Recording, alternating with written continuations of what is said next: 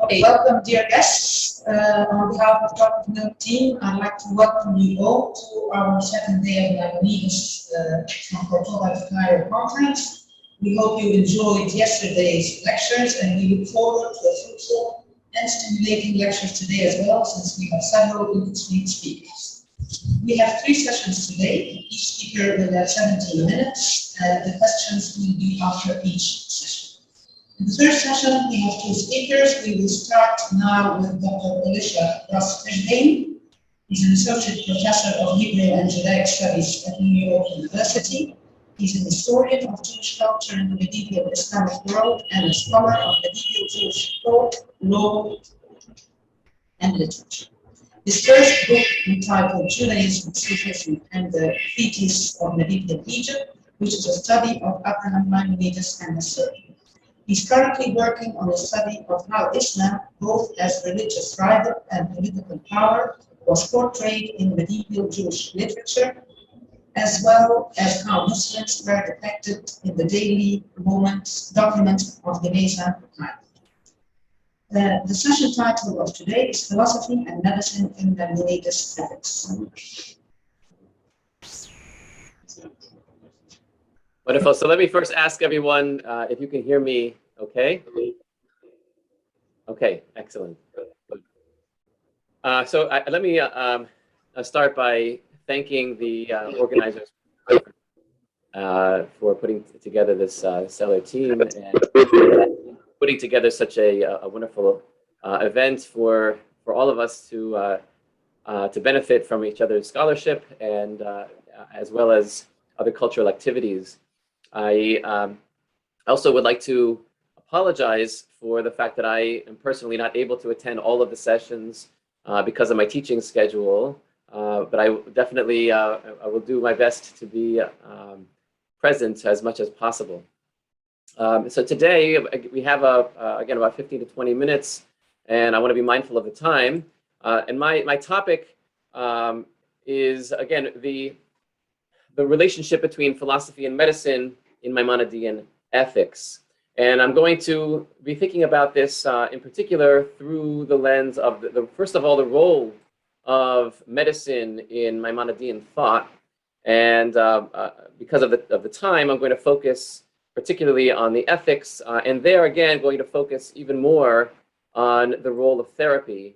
And my primary purpose today is to try to isolate likely sources for this Maimonidean theory, which people mention, scholars mention in due course, but as a matter of course, but haven't necessarily pinpointed what I consider to be the best source for the Maimonidean theory of moral therapy.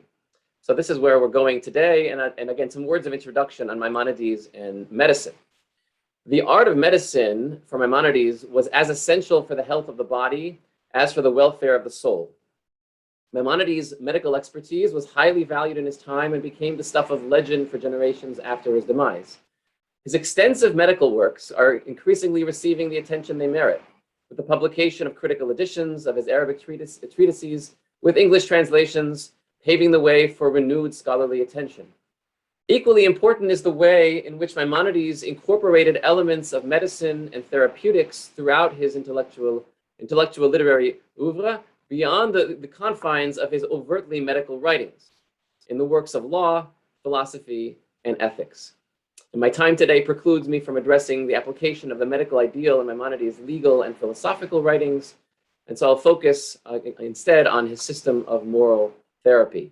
I'll first review ever so briefly the Greco-Arabic background to this theory before highlighting the medical tradition that Maimonides drew upon, which turns out to be the missing link in reconstructing the history of ideas behind his system of moral therapeutics.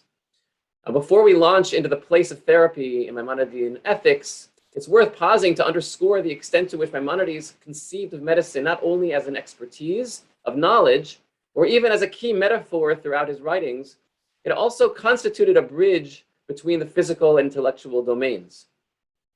In an aside in his introduction to his commentary on Mishnah Avot, better known as the 8 chapters, Maimonides went so far as to recommend the study and practice of medicine as a religious endeavor.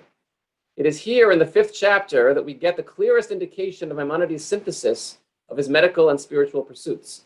The passage is situated within a chapter on the importance of directing all of one's ordinary activities toward a higher purpose, aimed ultimately at knowledge of God. After mentioning physical activities such as sexual intercourse, eating, drinking, Maimonides discussed activities whose primary purpose is the maintenance of physical health. This led him to focus on the overarching goal of physical activity and, by extension, the higher purpose in the study of medicine. And I quote now from Maimonides, the 5th chapter: "On the basis of this reasoning, the art of medicine is given a very large role with respect to the virtues, the knowledge of God, and attaining true happiness. To study it diligently is among the greatest acts of worship. It is then not like weaving and carpentry, for it enables us to perform our actions so that they become human actions, leading to the virtues and the truths. For if a man sets out to eat appetizing food, which is pleasant to the palate and which has an agreeable odor, but is harmful and could be the cause of grave illness or eventually of destruction, then this man and the beasts are alike. That is not the action of a man insofar as he is a man." For Maimonides, physical and intellectual wellness are mutually reinforcing. On the one hand, medical science is an essential component of a complete human life for the simple reason that physical vigor is essential for intellectual vigor. As Maimonides explained in the end of the guide, there's a hierarchy of human aims and attainments in which physical perfection, i.e. bodily health, is vital, but only as a means toward moral and intellectual perfection. On the other hand, as we see in this passage from the 8 chapters, physical health is not only conceived as indispensable to higher orders of attainment, but knowledge of how to maintain physical health, i.e. the art of medicine, is critical to making the kinds of reasoned and sensible choices that lead to the fulfillment of a person's full human potential. In other words, for Maimonides, fulfillment of human potential, right, is of course the actualization of the divine image in humanity as the one thing that clearly distinguishes humans from other animals, and therefore constitutes the end for which human beings exist in the first place. In other words, the art of medicine gives people the tools by which to decide what is truly in their best interests, and in so doing, contributes to a life of what he calls true happiness, sa'ada al-haqiqiyya, characterized by virtue and knowledge. I'm going to focus now my attention on the therapeutic model in Maimonidean ethics. By far the most well-known and the least understood example of Maimonides' use of the medical motif is in the discussion of the health and sickness of the soul in his 8 chapters. If he made ample reference to the sick soul throughout his other writings, it's here that the motif occupied center stage from the start and is one of the keys to the ethical theory developed throughout. It's also in the 8 chapters that the sickness of the soul was not merely a code for an ignorant mind, as it was in the guide, for example, but constituted a state of moral deficiency that resulted from poor decision-making ingrained through repetition over an extended period of time. Most importantly for our purposes, Maimonides applied this motif not only to psychic health in general, but to a regimen of therapy to cure the sick soul of its maladies. After reviewing the paradigm of moral health and sickness in Maimonidean ethics, again, very briefly, I'll explore the background to his theory of moral therapy, all right, and try to pinpoint, if I can, one of his main sources. The first task Maimonides set himself in the medical analogy was to establish a mode of comparison between body and soul. At the outset of his discussion of moral health and sickness, Maimonides discusses the nature of the soul and its constituent parts. He explains the relevance of this technical discussion for the larger objective of moral wellness. And I quote, "You know that the improvement of moral habits is the same as the cure of the soul and its powers. The doctor who cures bodies needs first to know in its entirety the body he is curing and what the parts of the body are. And he needs to know what things make it sick so that they may be avoided and what things make it healthy so that they may be pursued. Similarly," he writes, "the one who treats the soul and wishes to purify moral habits needs to know the soul in its entirety and its parts, as well as what makes it sick and what makes it healthy." Maimonides returned to the body-soul analogy in earnest in chapter 3, and it's here that he acknowledged the intellectual roots of his theory. And I quote, "The ancients said that the soul can be healthy or sick, just as the body can be healthy or sick. As he proceeded to explain, the health or sickness of the soul consists in the degree to which its character traits produce either virtuous or unvirtuous actions. But the body-soul analogy doesn't end with this general principle. Both forms of sickness, physical and moral, originate with a misperception and become aggravated through repetition. I quote, "Now, due to the corruption of their senses, people with sick bodies imagine the sweet as bitter and the bitter as sweet. And again, in like manner, people with sick souls imagine bad things as good and good things as bad," end quote. My primary interest, of course, today is not in the general principle of moral health and sickness. That's discussed again in chapter 3 of the 8 chapters, which is entitled Fi Imrad al-Nafs, on the diseases of the soul. But in the mode of therapy, Maimonides proposes for the ailing soul, which he discusses in chapter 4, which adds one word to the title, Fi Tib Amrad al-Nafs, again on the medical treatment for the diseases of the soul, which subtitles, of course, are in fact original to Maimonides. The overarching title of the work, 8 chapters, is not the original title, but the subtitles are. It's in chapter 4 that Maimonides introduces his famous doctrine of the golden mean, the ethical axiom that defines virtues as states of the soul and settled dispositions in the mean between two bad states. And again, I'm going to just to move on a little bit in order for the sake of time. In his preface to the 8 chapters, Maimonides primed his readers to the fact that he didn't invent his ethical system whole cloth. He explicitly acknowledged drawing upon the views of ancient and modern, i.e. Greek and Arabic philosophers in the chapters that follow. And again, in the beginning of chapter 3, he mentioned, as I quoted, the ancients said that the soul can be healthy or sick, again, just as the body can be healthy or sick. Now, scholars who have studied the philosophical background to Maimonides' system have identified Aristotle on the one hand and Al-Farabi on the other as the primary individuals Maimonides had in mind when referring to the ancients and moderns. And on the whole, these scholars are by no means wrong. Students of Aristotle will find much that's familiar in Maimonides' ethical theory. For example, the principle of the mean versus the extremes, the need to veer toward one of the extremes in order to hit upon the mean. They are not described as a mode of therapy, but as the lesser of two evils. And most importantly, veering toward the opposite extreme in order to ultimately turn from a vice toward a mean. Right? As when Aristotle writes in his Nicomachean Ethics, we must drag ourselves away to the contrary extreme, for we shall get into the intermediate state by drawing well away from error, as people do in straightening sticks that are bent. Those familiar with Maimonides will immediately recognize this model, this method of going to the opposite extreme as the heart of his system of moral therapy. Yet it's important to notice that for all of the importance of the medical analogy in Aristotle's works, including the Nicomachean Ethics, which Werner Jaeger studied years ago, Aristotle did not describe vice as a malady or the corruption of vice in therapeutic terms, or the correction of vice in therapeutic terms. For Maimonides, by contrast, the medical therapeutic analogy is not only present, it constitutes the cornerstone of his entire system. And I quote from Maimonides, should a person's soul become sick, he must follow the same course in treating it as in the medical treatment for bodies.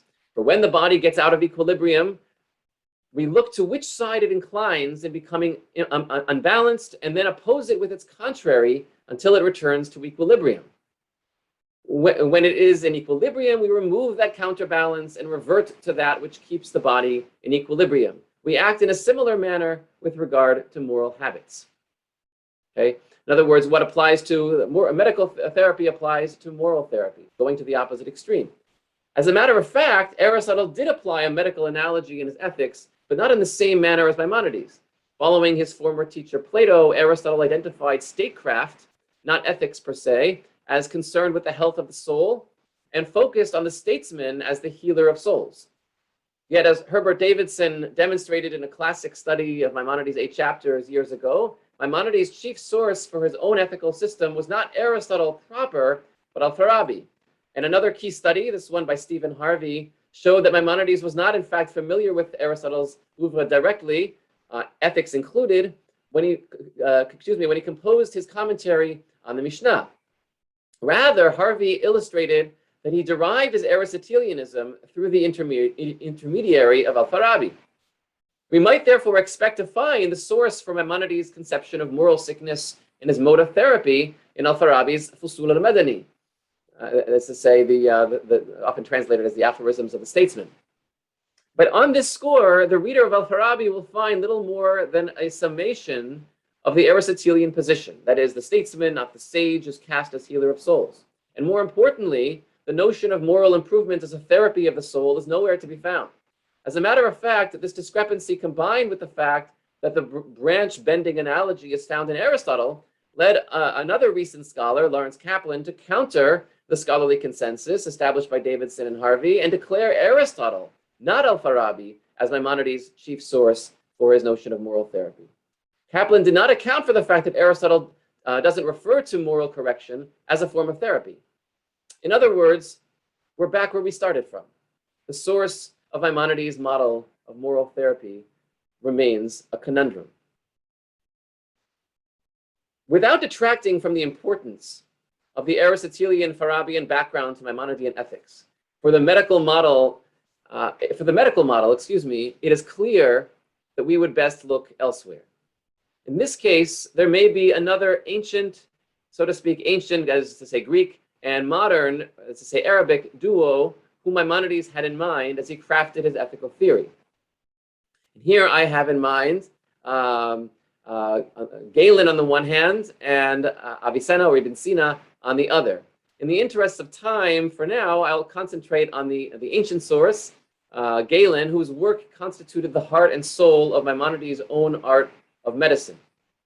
It is in Galen's writings, in general, in which the emphasis on the balance of the intermediate sort of middle point rivals only that of Aristotle. And it is in his Art of Medicine that we find the medical theory of how to restore balance through opposing extremes. I'm going to give two examples, one in terms of the general importance of balance and the principle of balancing opposing elements in Galen's thought before turning to medical treatment proper. I quote now from the Art of Medicine: "The sign of the healthiest bodies is that they are equally, that is to say, proportionally balanced in their members with respect to the four elemental qualities: heat and cold, dryness and wetness." And this again is a cornerstone of his notion of health. It explains many different aspects of his treatment throughout his work. But I'm going to now just focus on, because of the sake of time, again, on how he applies this in his medical treatment in terms of going to the opposite extreme. And he writes, "One fundamental mode of healing is to introduce the opposite of that which is to be corrected. All causes promoting health are of this mode. For hot dispositions, a cold cause is the opposite. For cold dispositions, a proportionally hot one, and so on proportionally. For if everything that is ill proportioned is contrary to nature, and everything that is moderate is in accord with nature, then nature requires that everything immoderate be restored to moderation by something which is equally ill proportioned in the contrary direction." Okay, clearly this medical theory was front and center in Maimonides' mind. However, the key shift with Maimonides, again, if we had the time, it would go further, but the key shift with Maimonides is applying the medical paradigm, that is to say, the technique of medical therapy in Galen, to the realm of ethics. And I'll just close with a poem by one of Maimonides' contemporaries, Qadi Sa'id ibn Sana al-Mulk, who praised Maimonides, actually contrasted him with Galen. And this was included in Ibn Abi Usaybi's entry on Maimonides. And he writes, "I deem Galen's medicine fit for the body alone, but Abu Imran, that is to say Maimonides, for both body and mind." This claim of Maimonides by a contemporary testifies to his reputation as both physician and philosopher. But in the light of the above, I would add that Maimonides drew from Galen's medicine of the body and harnessed it as a model of moral therapy, a medicine of the soul. And with that, I will conclude and be happy to Thank you. Thank you very much, Dr. Alicia. We will have questions later after the end of this first session. Now we have Professor David Kramer. He's a professor of Talmud and Rabbanic at the Jewish Theological Seminary, where he also serves as the director of the seminary's world-renowned library. He has published on a wide variety of subjects and is now working on a book on Jewish justifications of the diaspora experience through the ages. Can everyone hear me? Yes, the session title is Maimonides and Second the Other. Okay, great. Let me just begin by expressing my humility before the company of scholars who were gathered yesterday and today. Those of you who know my work know that my primary field is Talmud and rabbinics. I've been a long-term student of Maimonides, and Maimonides fits into the rabbinic side of my work, but I certainly have not devoted myself as a scholar of Maimonides' work. When I was first approached by the organizers of this conference, I responded and said, well, thank you for the invitation. Tell me something about the audience and intention, and with the assurance that this would be scholars engaging with one another, but also offering their work for a larger audience of more diverse interest. I said, okay, I can do that. And that is why I am here. I want to first of all say that I'm reliant in some measure on Menachem Kellner's work on the topic that I am addressing, Maimonides and Acceptance of the Other. His book translated title in English, the work is in Hebrew, they too are called Human, is a good source for material for this topic. I would say that I have not sought to offer anything original. This is a topic that has been addressed time and time and time again for obvious reasons. My hope is that I have organized it well, and it will serve therefore as a good foundation for conversation, because it is a very important topic. So when we ask about Maimonides' opinion concerning accepting the other, I begin in scare quotes for that word, and then we'll go on, that is, others unlike himself, we're confronted with a number of interpretive challenges. To begin with, Maimonides lived for his entire life as a member of a minority community in various larger Muslim contexts. In each of these contexts, he had his own real relationships with real Muslims, some of those relationships more convivial and others more tense. But these real experiences might leave little or no imprint on the opinions Maimonides expresses in his writings. Which of these expressions, the lived or the written, should we take as Maimonides' real opinion, if we can make such an assertion at all? Second, in his great formulation of Jewish law, the Mishnah Torah, Maimonides offers what he describes as a halakha being decided Jewish law, a halakha for all time, rulings that may be more halachically Platonic than a law for the real world, the life lived in his own day. But how do we distinguish one from the other? And how do we know when and if a Platonic formulation is meant to direct the Jew's life in the here and now? Relatedly, how do we know whether a halachic formulation in the Mishnah Torah reflects Maimonides' own opinion or attitude, or an earlier rabbinic attitude that Maimonides merely codifies? Maimonides is notorious for codifying certain halachic opinions while conducting his own life according to different rules, evidently reflecting different personal opinions. Examples of these include his apparent ascent to the Temple Mount in Jerusalem when he paid the visit there, and even his making a home in Egypt, both of which conflict with his halachic rulings. How can we know when what is it he is expressing is his opinion and not just the weight of the traditions he inherits? This question will be particularly challenging in a case such as the fraught area we will be discussing here. To diminish these challenges, I will be restricting my focus to what follows to Maimonides' written opinions, in large part because what he did not record we cannot know. This doesn't eliminate the interpretive problems, of course, but at least it provides us with something with which to work.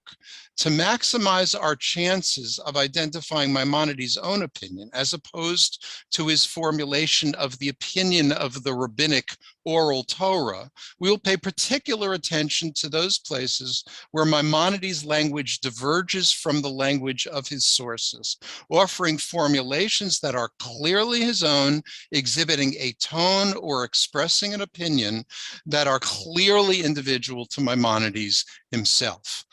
With those guidelines in place, let us turn to Maimonides' writings in search of his opinion concerning the other.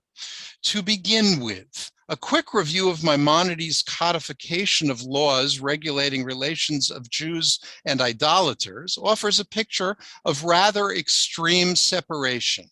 They, that is, idolaters, are suspect, their customs are to be eschewed, and their religious practices to be avoided at all costs. Now, Maimonides recognized the monotheism of Islam, expressing this opinion in his letter to Avadia the proselyte, and ruling so explicitly in his discussion of wine prohibitions in the Mishnah Torah. So the degree to which the laws pertaining to idolaters applied in his opinion to Muslims is an open question. But his rulings pertaining to at least the broad category of others are harsh. Part of what invites us to question these rulings, though, is the problem we mentioned above. That is, that his laws of idolatry hew closely to the rabbinic sources, both in language and in specifics. If he is merely recording the law of the Mishnah as interpreted in the Talmud, can we consider this as Maimonides' own view? As I've already said, an answer is not so simple, particularly since his lived practices observably stretched the limits of the law as he formulated it. In contrast, undeniably Maimonides' own opinion is what is perhaps his most famous statement concerning the other, in this case, the religious other. Near the end of the Mishnah Torah's laws of kings and their wars, which describes the laws and structures of a restored monarchy in the land of Israel, Maimonides turns to the question of the Messiah, the anointed king of Israel, who will be the linchpin of the future restoration. In the course of his discussion, Maimonides offers opinions concerning the messianic beliefs of what we might call the Messiah work of Christianity and Islam. His formulation is this, and what I'd like to do here actually is share screen so that I can read quickly and skip, and you can at the same time see the source in front of you. So he writes, was there ever a greater impediment than this one? Referring to Jesus. All the prophets spoke of the Messiah, Redeemer of Israel, their Savior and gatherer of the exiles and strengthener of the commandments. But this one caused the ruin of Israel by the sword and the dispersal of its remnant and its humiliation and the reversal of the Torah, and caused most of the world to err and worship a God other than the God of Israel. Nevertheless, or the true God, nevertheless, the thoughts of the creator of the world, humans haven't the power to understand them, for our ways are not his ways, and our thoughts are not his thoughts, and all the doings of Jewish the Nazarene and that of the Ishmaelite, who came after him, are for nothing other than to pave the way for the King Messiah and prepare the entire world it paved the way, for the King Messiah, prepared the entire world to worship God together, quotes a verse. Now he says, how is this so? The world is already filled with matters of the Messiah and matters of the Torah and matters of the commandments, and knowledge of these matters has spread to the distant islands and many nations of those with uncircumcised hearts. They discuss these matters and the commandments of the Torah. They say that these commandments were once true, but have since been canceled, and so forth. You see the rest of it there on your screen. Now, on the one hand, Maimonides here expresses contempt for both Christianity and Islam, deeming them both to be in error and, in the case of Christianity at least, the source of anti-messianic calamity for Jews. On the other hand, both Christianity and Islam have served the divine plan to bring awareness, however riddled with error, of the Torah, the commandments, and the Messiah to nations worldwide. They are, it might be said, partners in the divine mission, even if imperfect ones. For a theologian like Maimonides, such appreciation of otherwise misguided religious communities is rather remarkable. Equally as important as Maimonides' appreciation of the flawed monotheisms and their adherents is his equal opportunity condemnation of Jews who harbor foolish ideas. Consider, for example, this caustic expression in his Laws of Repentance. The question at hand here is free will. And he says, you can see on your screen, let it not cross your mind, that which the foolish ones of the nations of the world and a majority of the dumb hulks among the children of Israel say, and then he goes on to register the view which is contrary to his view regarding free will. The translation dumb hulks is mine. I like it. It captures the sense of golem in rabbinic language. Maimonides here reserves equal disdain for foolish Gentiles and Jews. What matters, as far as he is concerned, is the correctness or misguidedness of an opinion, not who holds it. Based upon these opinions, I would submit that for Maimonides, the primary other is not the non-Jew, but the fool. The Gentile who transmits knowledge of Torah, even if imperfectly, is to be appreciated. The fool, whether Jewish or Gentile, is to be condemned. Once we focus on the dichotomy defined by the poles of wisdom and foolishness, putting aside the Jew-Gentile dichotomy, we see that the former distinction is what truly matters in Maimonides' view, not the latter. For example, this distinction plays an important role in Maimonides' history of idolatry, offered in his introduction to his laws regarding idolatry. In his unique formulation, based in part on inherited traditions, but synthesized in an absolutely original way, idolatry is effectively the product of a progressive series of mostly innocent errors. In the beginning, humans recognized the true God as creator of the universe, seeing the stars and planets as God's servants. By analogy to a human monarch, they thought that the divine king would want his subjects to praise and honor his royal servants. But after the passage of time, false prophets and others of their ilk directed the people to worship the symbols of the servants, that is, say, images of stars and planets, and the simple folk, the common people, and of course, women, he says explicitly, forgot that the creator who stood behind the servant, it was this creator who stood behind the servants. In this way, the stars and planets and their symbols came to be worshipped as gods. In Maimonides' scheme, aside from false prophets and their kind, humans in general did no act of wrong. They merely fell victim to an innocent, ignorant error. Such is the way of common people who have neither the intelligence nor the training to avoid such error and arrive at the truth, theological or otherwise. But wise, specially trained people, that is, philosophers, of whatever faith, have the ability to discern the truth and arrive at theologically acceptable conclusions. Consider, for example, Maimonides' judgment of others in the matter of God's will as manifest in creation. We won't, examine the question at the foundation of this. What matters is his statement that I've bolded in the middle here. This particular philosophical opinion, he says, is the opinion held by all religious peoples, also by philosophers. It is also our opinion. What is important for our purposes is Maimonides' recognition that wise people agree with the correct opinion, whatever their religious affiliation. Jews have no special claim on the truth, in other words, neither on account of their wisdom nor their revelation. So just as people, Jews or Gentiles, can err, people can, whatever their community, reach the truth. This, for Maimonides, is what matters, not their label as Jew or Muslim.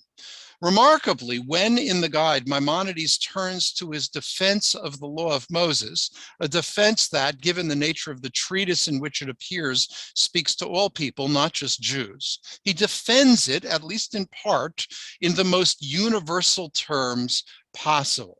So here you've got in front of you the true law, which, as we have said, is one, and besides which there is no other, that is the law of Moses, has for its purpose to give us the twofold perfection. It aims first at the establishment of good mutual relations among men by removing injustice and creating the noblest feelings. In this way, the people in every land are enabled to stay and continue in one condition, and everyone can acquire his first perfection.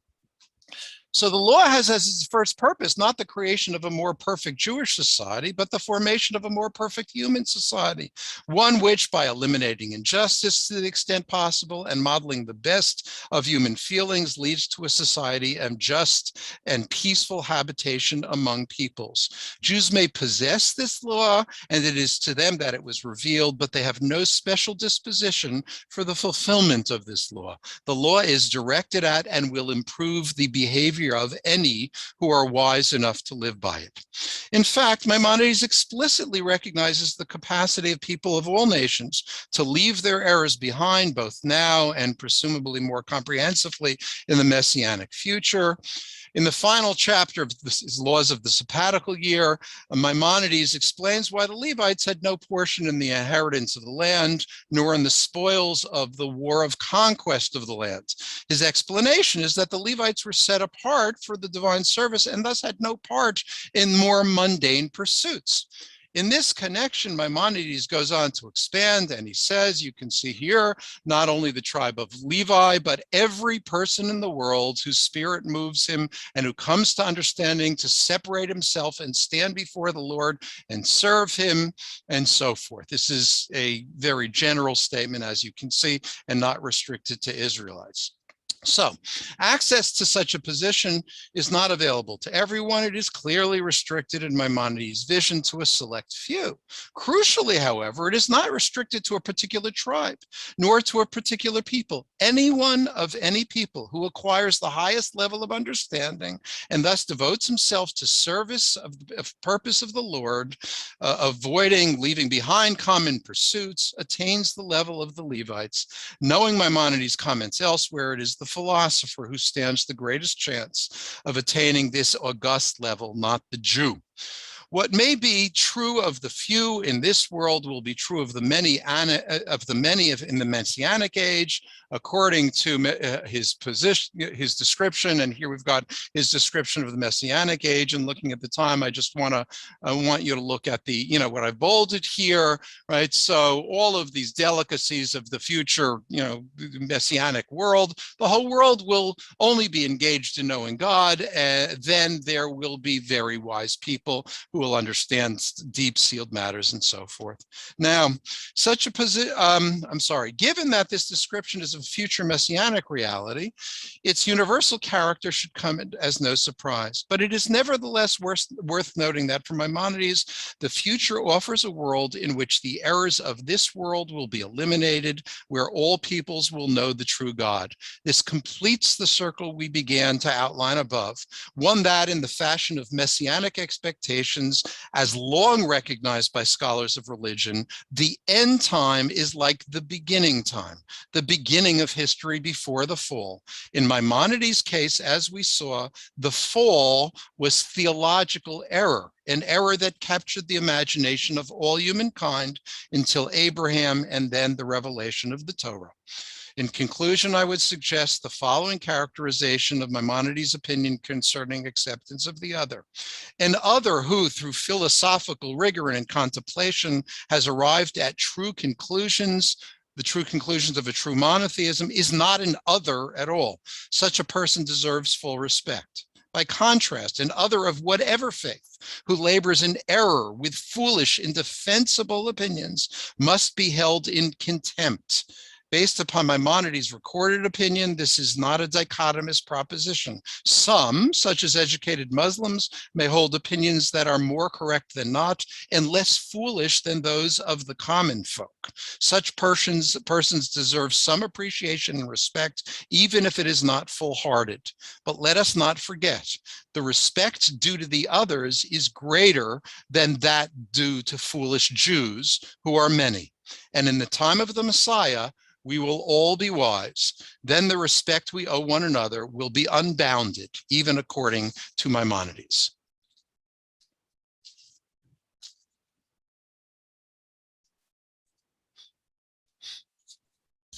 Thank you very much, Professor Kramer. I hope my voice is clear now to everyone. Good, perfect. Okay, we have two questions. We start with the first one. Is Maimonides considered as I can't hear you. I don't know if others can. Can you hear me now? A little bit better. Raise a little bit the volume, please. Okay. Is Maimonides considered as important as other primary rabbis like Hillel and Shammai? That's one of the questions.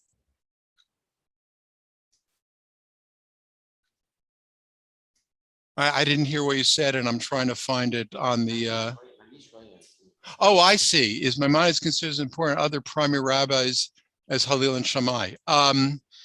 Alicia, you may want to answer that. My response would be absolutely yes. I mean, controversial, and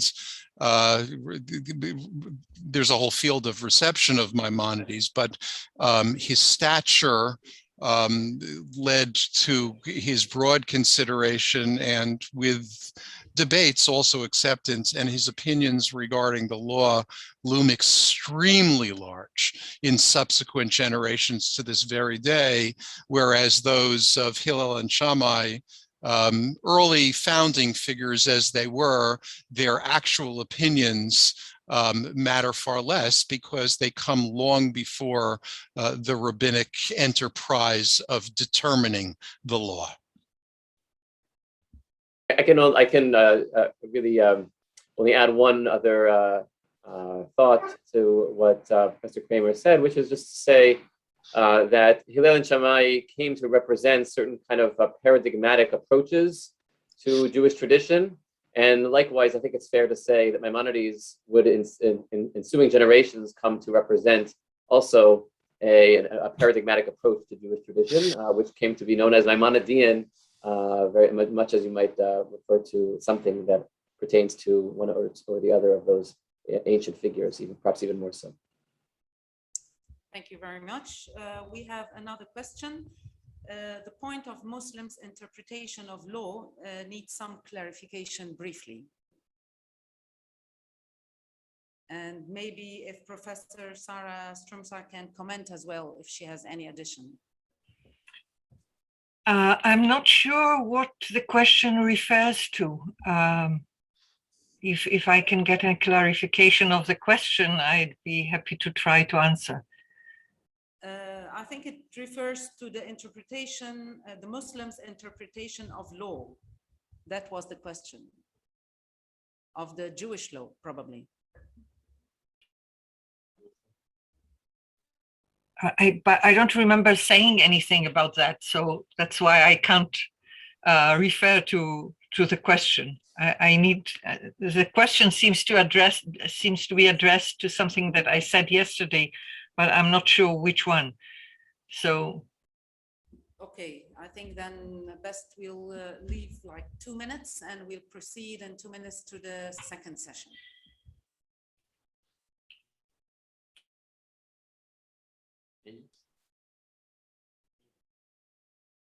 Femoni?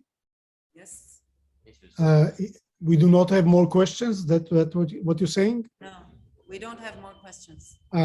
Maybe I see a question in the chat about Maimonides' opinion regarding afterlife conception. Yes, that's the question I wanted to refer to one of you. It's not coming from me, but I just noticed there is a question in there. Alicia, do you want to say something? I'm sorry, I was just looking at the comments briefly. Can you repeat the last question? I mean, I'm just reading it from the comments. It's a question about the afterlife conception in Judaism, in Maimonides' opinion, and how it differs from the majority of Jewish community. Okay. Well, what I would say is I would be wary to cast any one particular view of the afterlife in the Jewish tradition as the majority view. there are many different views that each one is vying for priority. But what I would say is that Maimonides' key principle of his conception of the afterlife is the survival of the soul, and by that, which we mean the acquisition of truths and virtues, and there is a place as well for there's a connection in his work between, of course, the performance of the commandments and the afterlife, but the way that he frames it seems to be, again, insofar as it contributes to the acquisition of truths and virtues rather than something inherent in the commandments on their own terms as an end in themselves. So it's very much an ethereal, we would call today spiritual conception of the afterlife. Yeah, I mean, I would add, I mean, it depends what one means by the afterlife. Is afterlife what we do or don't experience? I guess if it's afterlife, then it would be what we experience after our own individual deaths. Is that what we mean by that? Or does it perhaps mean a future life following the death of many, meaning the life of, you know, the final resurrection and so forth? Those are two distinct matters. Maimonides should be credited for seeing something in the rabbinic sources that many others did not. When one goes back to the rabbinic sources of late antiquity, there are three categories. There's what we call life. There is the life of the soul following death, and that is unambiguous in rabbinic sources. And then there is the Messianic age, which is not identical to the world to come. The Messianic age, rabbinic sources, there are a wide variety of opinions expressed about it. When one looks at the Talmud for the world to come, which is the world of resurrection and the end of history, in the Talmudic view, there is far less said because they don't want to quite go out on that limb quite as far. Maimonides does recognize the difference between those two in his writing, and they came to be confused by Jewish sources in the Middle Ages. So, you know, he does deserve credit for that, but others here know far better than I that Maimonides' views regarding the world to come and other related matters were very controversial, and Maimonides needed to defend his positions already during his lifetime.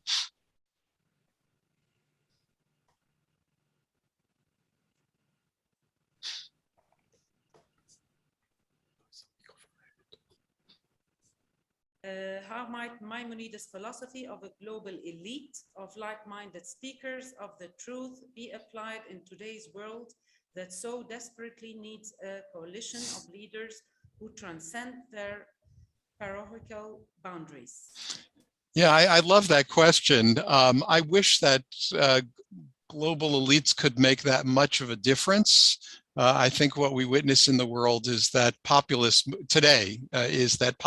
movements have great power to undermine the aspirations of global elites. And, you know, that's what we got to deal with. Okay, thank you very much. I think we will start the next session at 6:40. So it's about 10 minutes break. Yes. Okay, we'll see you soon. Thank you for the speakers. It was a fascinating session, which definitely contributed to the discussion that started yesterday. And you might view this through some of the questions that refers to the previous session. And this is exactly what we would like to encourage, that this kind of dialogue will take place. So thanks a lot, Alicia, and thanks a lot, David. Wonderful to have you. I don't know if Alicia, if you stay or run for class. Fortunately, I have a class to teach right after, but so my understanding is that these sessions are also being recorded. Yeah, it is. Anyhow, thank you so much for joining us, and we will resume the talk in 10 minutes from now. Thank you.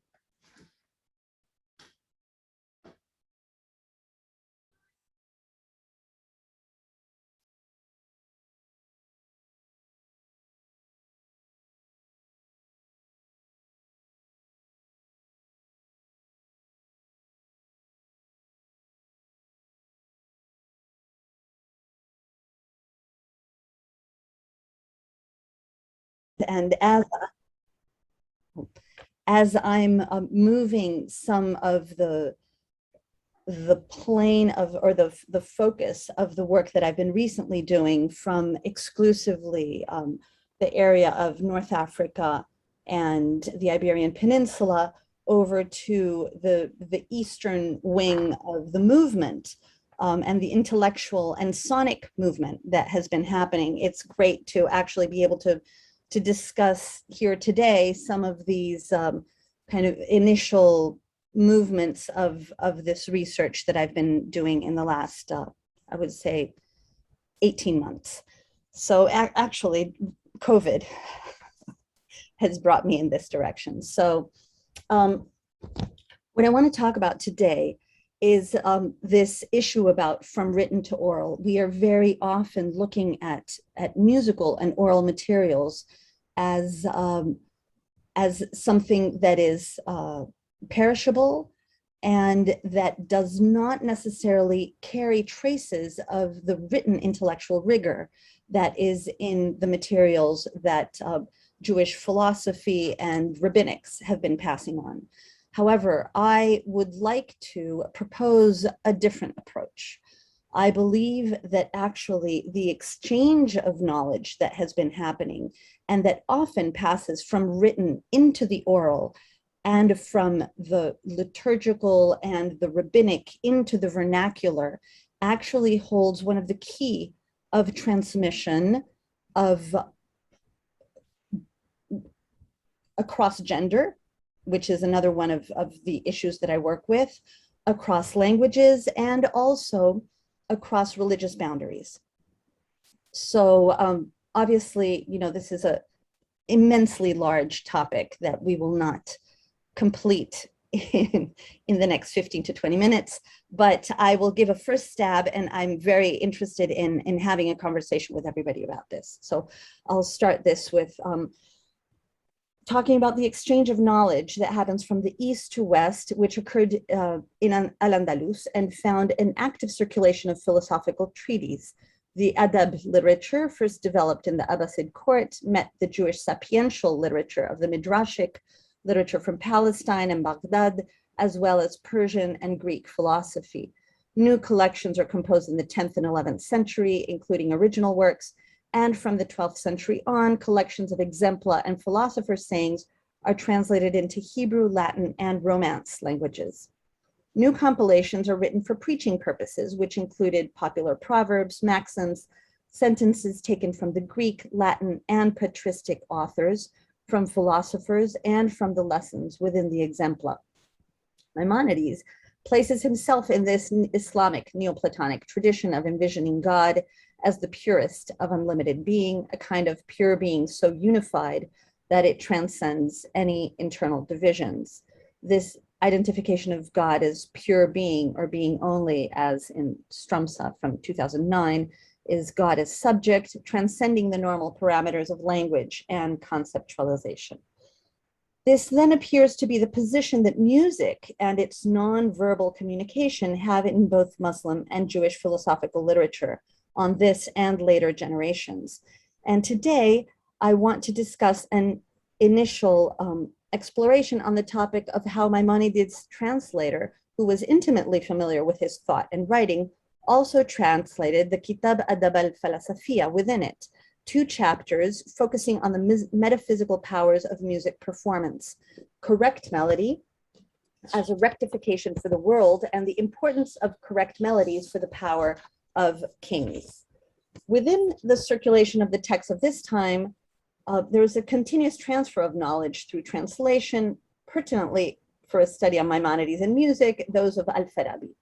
However, Latin writers took from Al-Farabi's writers, but in their translation only took the aspects and portions that seemed pertinent to their own lived experience. Thus, they borrowed from him, often through the mediation of their colleagues at work in the natural sciences, a methodological structure into which they could fit their own personal musical experience. This meant that the precise meanings of a few technical terms in the classification of the sciences mattered little, and that the grand book on music could just as well remain untranslated altogether. So D. Randall believes that Al-Farabi's manners of classification of music as theoretical and practical were what paved the flowering for a new kind of music theory. This issue of translations, taking only what is pertinent to the writers, reappears directly in a relationship to one of the most famous sapiential volumes from this period in Spanish, and a section on music which exists in Arabic and Hebrew versions, but not in its Spanish translation. Here, Al-Harizi reappears. The Kitab Adab al-Falasafia of the 9th century, author in this, the author, physician, and translator Hunayn ibn Ishaq, translated into Hebrew by Yehuda al-Harizi in either the 12th or the 13th century. He's obviously one of the 2 translators of Maimonides' Guide to the Perplexed, and is mostly known as the 12th century author of Tahemoni, a poem on the mers of his community. The Arabic original is said to have inspired Rabbi Nissim of Karawin and Ibn Gavirol Mivhar HaPeninim, according to Martinez Lorica. Al-Harizi's Hebrew translation of the Kitab, Musrea Philosophim, is in this volume that you're seeing here, in a 1562 version from Riva de Trento. Only began to have a wider, his Hebrew translation only began to have a wider impact in the 16th century with the Italian publication and subsequent wider circulation of his translation. In the Hebrew publication, chapters 18 and 19 are focused on the establishment of music as a powerful entity by the philosophers, and a king, who's Alexander the Great, who established that perfected melodies rectify the world, and that by mixing the music of people of different hierarchies, the order of power can be broken, something which this text considers as an affront and abomination. The 13th or early 14th century translation from either from Al-Harizi's Hebrew version to a Spanish version, or from the original Arabic to Spanish, was called El Libro de los Buenos Proverbios. The musical section is not present in the Spanish translation. Since the musical section is the only full section that appears to be missing from the Spanish translation of both Arabic and Hebrew texts, it may have been omitted on purpose by the translator. The disappearance of the musical section from the Spanish version could have been a conscious decision by the translator, possibly assuming that the Christian readers would not find it of interest, or more pertinently, that it might have been too powerful of an information to share with a Catholic majority, who was ramping up the Reconquista Wars. Giving them the knowledge of how music helped kings and power may not have been in the translator's interest. The identity of the translator is not known to us, but if he was Jewish, it could mean that this information was considered as powerful, and that to pass it on to non-Jews might either be dangerous or unimportant. This rich circulation and exchange of information shows that core elements from the learned and vernacular achieved a wide reach into most layers of society, demonstrating that the transfer of knowledge was occurring not only within manuscripts, but also within proverbs, poetry, and songs, eventually forming a broad cultural base of shared knowledge, belief, and intellectual structuring. This is the sort of approach to the three-dimensionality of Andalusian thought that is seen in Shlomo ibn Gavirol's treatise, Kitab Islah al-Akhlaq, the improvement of the moral qualities, which is in the same book, in its 1562 Italian publication from Riva di Trento. It actually starts, actually here I can show you in the next slide. Oh no, I'm sorry about this. No, I guess I didn't have that. I didn't put that one in, I'm sorry. It starts with Ibn Gvidol, then we have the Kitab Adab al-Falasafiyya, and then the third one is Sefer Tapuach of Aristotle. So from Ibn Gvidol's improvement of the moral qualities, which we have pictured here in the left, he uses the perfection of the senses to refine moral qualities in order to achieve a more perfected soul. He is said to be the first philosopher to compose a treaty with Neoplatonic ideas, which were disseminating throughout Muslim Spain, even before Muslim thinkers, according to the Spanish writer Martínez Lorca. Ibn Gvidol's visual division of the senses that you're seeing here to the left and the relationship is strikingly similar to a tree of nubat, of musical modes, in the tubu diagram pictured to the left, to the right, from a manuscript in possession of the Ragai family in Rabat, where I see our dear director of the National Archives is sitting right now. This dramatic visual semiotic connection of Arabo-Andalusian musical structuring to Jewish mystical refinement of the senses and moral philosophy shows the shared intellectual structuring between Jews and Muslims who identify with Al-Andalus. Ibn Gvidol's treatise, originally written in Arabic, was translated into Hebrew and then published in 16th century Venice, from which it began a trans-Mediterranean circulation. It formed part of the corpus of books which were traveling across to North Africa with the exiles of Spain. So what does all this have to do with music? Since the late 15th century, Jewish philosophical writers such as Isaac Arama, from the late 15th century, Yohanan Alemano from the 15th and 16th century, Shlomo Alkabetz, 16th century, and Moshe Cordovero from the 16th century began writing about using the system of the Sefirot, of the mystical tree, to magically and theurgically impact the world around them through music.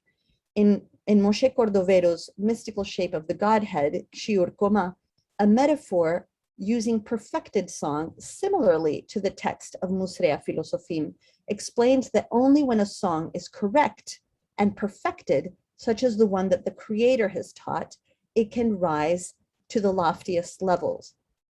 Song here refers to the actions of people who create a melody in creation through vibrational affinity. This is another one of the manners in which Jewish performers, and eventually record and theatrical performance in the 20th century, may have inherited a firm Andalusian grounding to the connection between spirituality, astronomy, and music, continuing the lengthy line of Jews who have been intimately involved with Arabic music and philosophy. Renaissance treatises in Hebrew on science, mysticism, and music have a very similar cosmology, connecting the calendar, the sun, the moon, letters, planets, zodiac, and soul together with music, often holding a central role. These manuscripts circulated from Renaissance Italy to North Africa through the publishing corridor between northern Italy and the cities of North Africa. Ibn Gvidol is a household name, as is Maimonides for North African Jews. Gvidol's liturgical poetry is sung until today for the Jewish New Year, for Rosh Hashanah, and is celebrated in Spanish intellectual history since at least the 18th century. So the fact that Al-Harizi's Musre, in its Italian 16th century Riva di Trento publication, exists together with Ibn Gvidol's Midot Tikkun HaNefesh, Perfection of the Soul, and Sefer HaTapuach of Le Aristotelis, places this conversation within a larger philosophical one. And I believe that the excision of its musical aspects in translation and the metaphysics behind musical vibrations and monarchic power in the Spanish translation are telling. If we fast forward to the Judeo-Spanish songbooks found in Egypt, brought there by North African Sephardi migrants, Ottomans, and or written in Egypt by their descendants, I, in my research, has increasingly found that the variants themselves tell the most interesting story of change, displacement, transformation, adaptation, and absorption of new cultural material as part of the sonic trace of the movement of a community through time and space. Through the manners in which these singers, writers, poets of Judeo-Spanish songbooks interacted with their traditional textual and musical repertoire, notated, erased, and transmitted it, I propose that we can understand a human migratory textual methodology of transformation and transmission that is deeply rooted in its rabbinic and metaphysical, philosophical trajectory.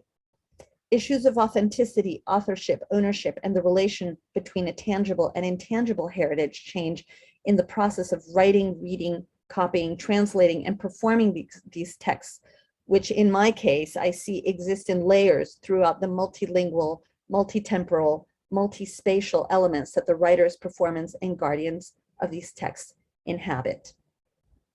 So that is why I wanted to speak about this issue today, focusing on notated songs that the Judeo-Spanish community of the Mediterranean Basin wants to remember or transmit in personal songbooks. These songbooks, which are mostly, almost completely just textual, were created for both personal use and for transmission to their descendants. And it appears to me, and I'm in the process of analyzing this further, that the notators of these objects of orality, as I like to call them, have different objectives, motives, and relationships to the songbooks during their inception, the writing process, and its afterlife. However, they are reinscribing their work of transmission in the philosophical line brought through in the idea of music as a mover of worlds or a manner of perfecting the inner self. I believe that the Judeo-Spanish material that we find in the Geniza should also be explored with this intellectual unbroken line as a guiding principle. And I'm hoping to be able to present some further analysis of this when we all meet in person, inshallah, in Cairo, at the next instance of this gathering. And I leave it here. I will tell you that I'm in the process actually of going through the Judeo-Spanish materials that are in the Geniza. And it's appears that there are some songbooks there, which I believe should be analyzed with this long intellectual thread driving through them. So thank you to all. Thank you to Yoram, to Sami, to Nisreen, to Magda, to the rest of the panel. It's so wonderful to see everybody. I'll stop sharing. And I look forward to hearing your ideas on this once the time is right. Thank you. Thank you, Dr. Vanessa, very much. And we look forward also for more of your research. We're going to the second speaker, which is Professor Yuval Evry from Brandeis University. He's an assistant professor of Near Eastern and Judaic Studies in Ottoman, Mizrahi and Sephardic Jewish Studies at the Brandeis University. His research focuses on the cultural and political history of Palestine, land of Israel, focusing on Sephardi and Arab Jewish thought. The session title of today is El-Andalus in Motion, Maimonides' Legacy as Political and Cultural Model at the Turn of the 20th Century Palestine.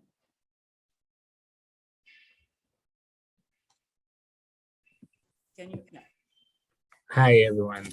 Thank you very much. Thank you for the invitation, the Drop of Milk Association, and to my friend and colleague Yoram Metal, and for this wonderful, wonderful conference. I need to share as well the screen.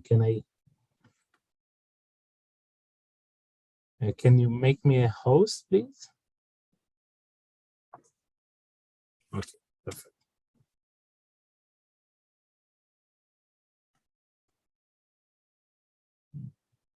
See what it is.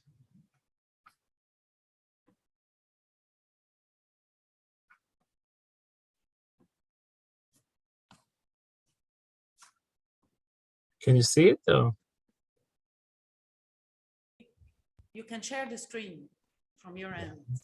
Yeah.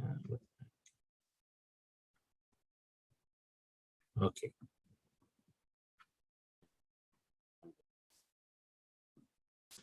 Okay, so thank you very much. I will start. Can you see it, right? Okay, perfect. Okay, so on April 9, 1929, the Egyptian newspaper Al-Haram published an article about Professor Avraham Shalom Yehuda's lecture to the Arab history, on the Arab history of Al-Andalus, which took place the day before in the Azbakiya Theater Hall in Cairo. Yehuda gave his lecture in Arabic in front of an audience of Egyptian and foreign dignitaries and intellectuals. Among them were Ahmad Lufti Sayed, which was the education minister, the Al-Azhar Sheikh, and the Spanish ambassador in Egypt. The event was organized and hosted by the Jama'at al-Rabitatu al-Sharqiyya, a pan-Islamic intellectual association. The lecture was presented by Dr. Mansour Fahmi, a professor of philosophy at the Egyptian University, who highlighted Yehuda's extensive knowledge of languages and of Arab and Muslim history. Following Dr. Fahmi's opening remarks, Professor Yehuda began his lecture on the golden age of the Arab Andalusian culture. He portrayed the golden era of Muslim Spain, describing the great accomplishment of Muslims and Jews during this period in the field of science, literature, philosophy, medicine, and art, while highlighting the fruitful relations between them. He also emphasized the contribution of this period to the development of modern Western civilization. At the end of his lecture, Dr. Fahmi was the first to respond, arguing that Yehuda's words which love and admire the Arab culture and history should encourage and inspire the Arab youth, who are the descendants of those who established the great Arab Andalusian culture.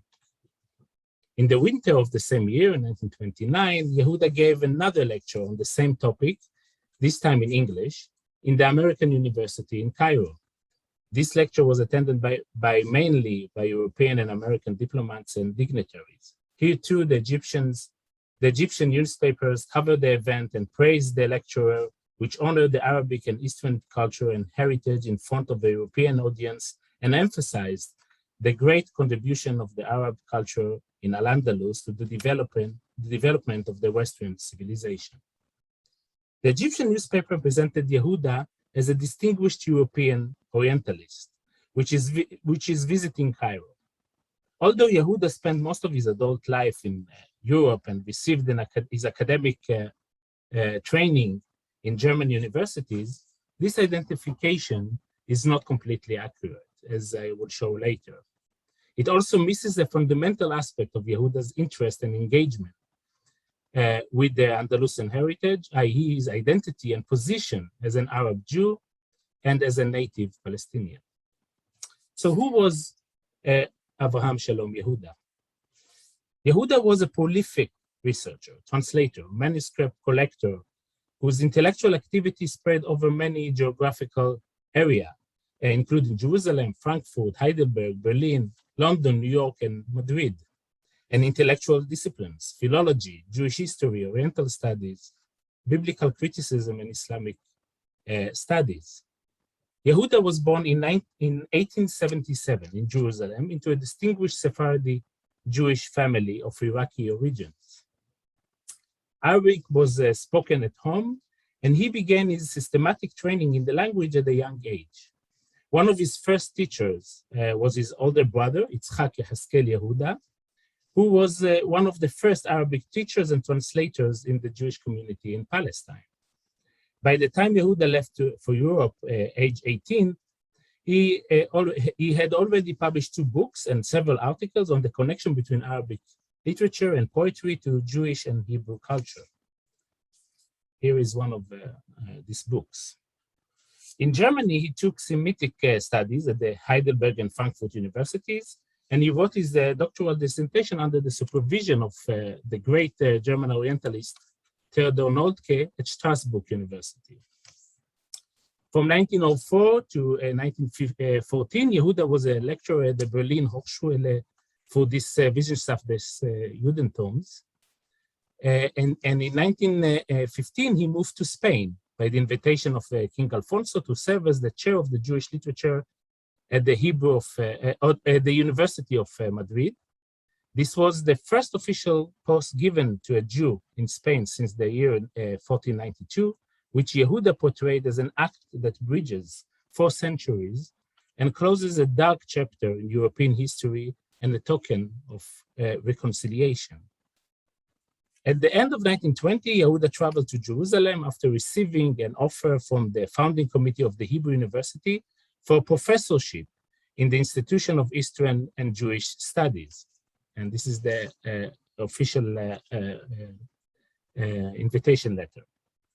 But just a few months later, at the beginning of 1921, Yehuda left Jerusalem disappointed with the Zionist political leadership and the strategy towards the Arab question. He spent the following 20 years traveling in search of rare manuscripts and acquiring a valuable collection of rare books and manuscripts, while also lecturing at the University of Oxford, Cambridge, and Heidelberg. In 1942, Yehuda moved to New York to become a professor at the New School for Social Research, where he remained until his death in 1951. His work was influenced by the main modern Jewish intellectual trends of his time, the Haskalah, the Wissenschaft, the Studentum's circles, and Hebrew revivalism. Yet at the same time, he was also inspired by the Arab and Nahda movement and the Ottoman cultural reformation, the Tanzimat. As a researcher, he was trained in the German Orientalist system. His research focused on the cultural intertwined, the Judeo-Muslim cultural intertwined, and the Hebrew-Arabic linguistic and cultural connections. Yehuda was a unique figure in the Jewish intellectual landscape of his time. A Palestinian native with a Baghdadi and German background and with a strong Arabic and Sephardic affiliation. The Andalusi Arab Jewish intellectual legacy had a central role in the development of his intellectual work. He wrote extensively on the Andalusian thinkers and poets of the 10th to 12th century, such as Maimonides, Saadia Gaon, and Ibn Pakude, focusing on their connections to Arabic language, philosophy, and poetry. Those historical figures represented for him an ideal type for Jewish modernization, being inseparably linked to Arabic language and Islamic thought while working on Jewish law and theology and on Hebrew philology and poetry. And this is some of his publications. Yehuda's profound intellectual activity on the Andalusian legacy was motivated by the challenges of his present time with the new promises and complexities of nationalism, modernity, and changing imperial orders. And the aspiration to reconstruct the memory of the Andalusian legacy as a political and cultural model for those challenges, mainly as a platform for creating a joint Jewish and Arab cultural and political modernization in the Middle East. Indeed, the lectures in Cairo in 1929 were part of the same effort to redesign the Andalusian heritage within a modern context. It wasn't the first time that Yehuda delivered this kind of a public lecture. In late 1920, Yehuda gave a lecture in Jerusalem on the same subject and with a similar structure. This lecture had a broader symbolic and political implication. Few months after the official approval of the British mandate on Palestine, and in the backdrop of the Balfour Declaration and the intensified national struggle. The lecture took place on December 13th, 1920, at an auditorium close to Jerusalem, Damascus Gate, Bab el-Amud. Attended by an audience of Muslims, Christians, and Jewish Palestinian intellectuals and public figures. The event was organized and hosted by the Jerusalem City Council in honor of the new appointed British High Commissioner, Herbert Samuel.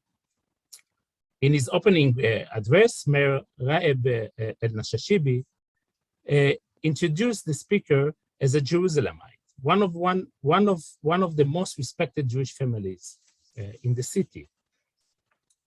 The topic of the lecture, which Yehuda delivered in Arabic, was similar to his lectures in Cairo 9 years later, the glory days of Arabic culture in Al-Andalus.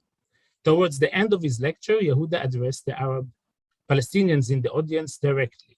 Speaking from his heart, although in slightly pomposed tone, he called on them to revive the legacy of Al-Andalus, as a vehicle for a joint Arab and Jewish modernization in Palestine.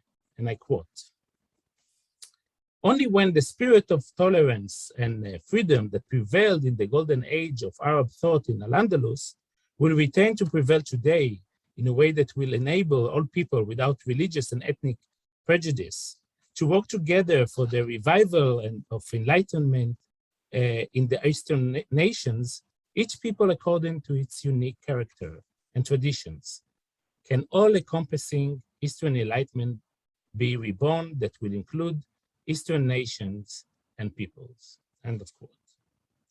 Yehuda chose to end his lecture with a political statement regarding the future of Palestine in light of the Andalusian past.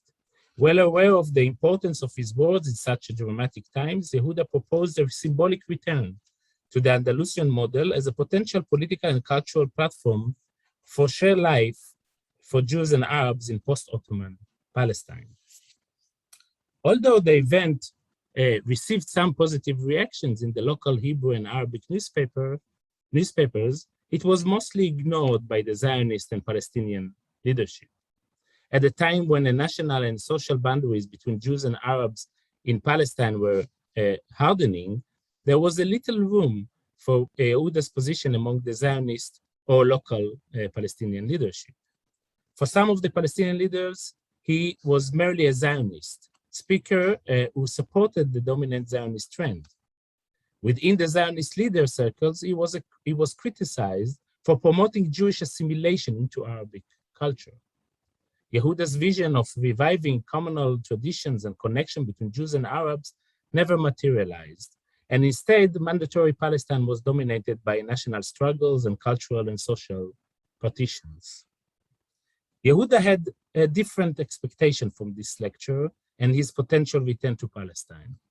With a profound appreciation of the crucial and formative moment for the future of Palestine, Yehuda planned his return from Spain to Jerusalem so that he could play a meaningful role as a man of science and forging a political and cultural connection between Jews and Arabs.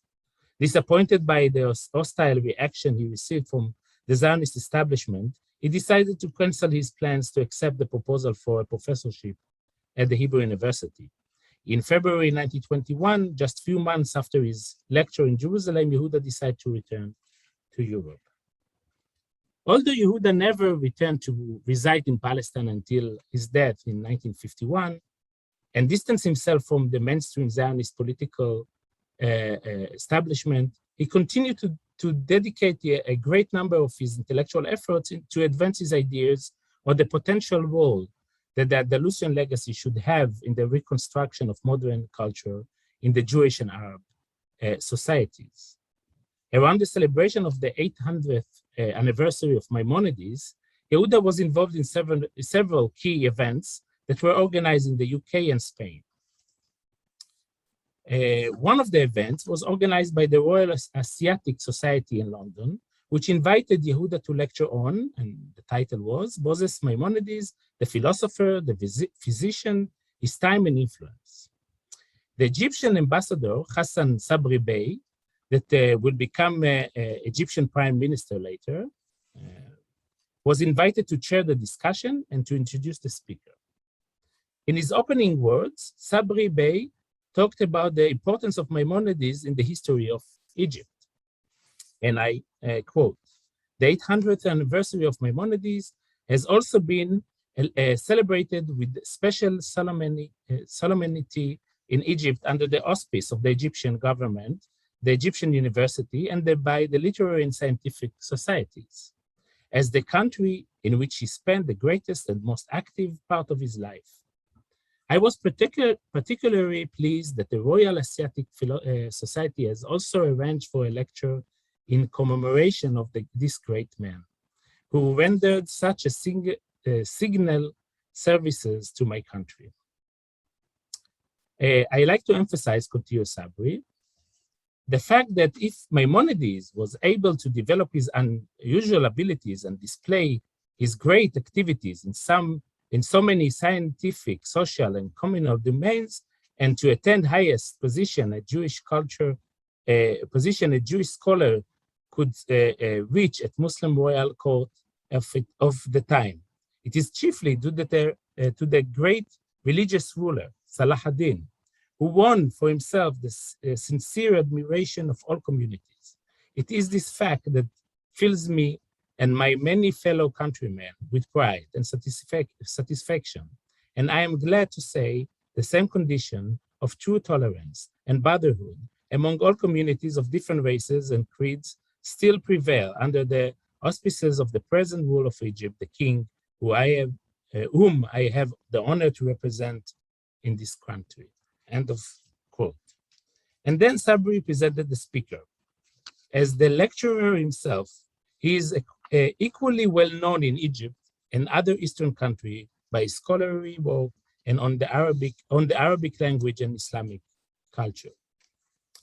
Yehuda, in thanking the Egyptian minister, recalled that Spain also participated in the celebration as representing Córdoba and expressed his gratification to see at the gathering many notable personalities of both countries, Egypt and Spain. In his lecture, Yehuda focused on Maimonides' time in Cairo and argued that Maimonides found a natural soil for his abilities.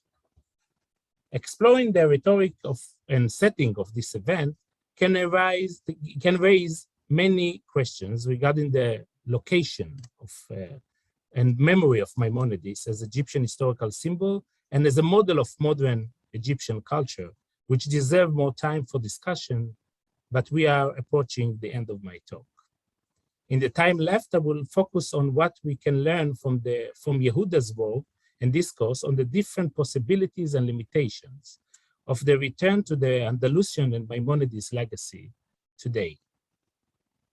Tracing Yehuda's work, we learned that Maimonides, as well as Al-Andalus, are not simply a medieval object or phenomenon, but rather an active and powerful modern representation.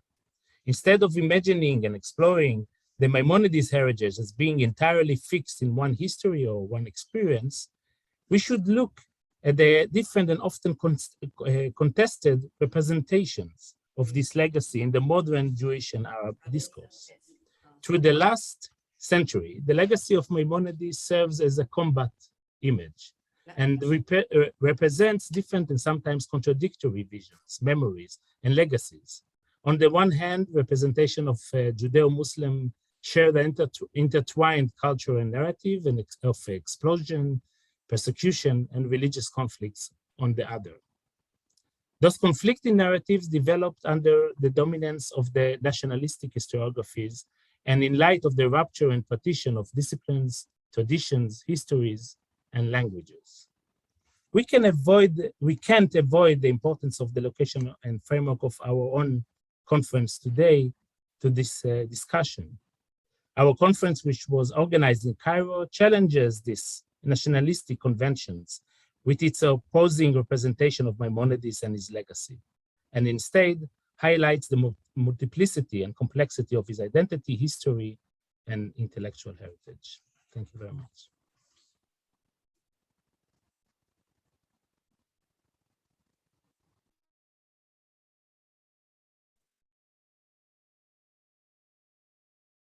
Thank you very much, Professor Yuval.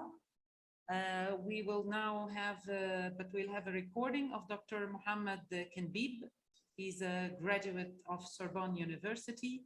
His field of research and publications include international relations, Muslim-Jewish relations in Morocco, and present time issues. He has been visiting professor at Paris Sorbonne, also senior professor at Oxford and Fulbright Scholar in residence in Pennsylvania. Currently, he is the director of the Royal Institute for Research in Moroccan History, Royal Academy of Morocco. The session title of today is The Jewish Heritage in Morocco and Preservation of the Jewish Heritage in Recent Years.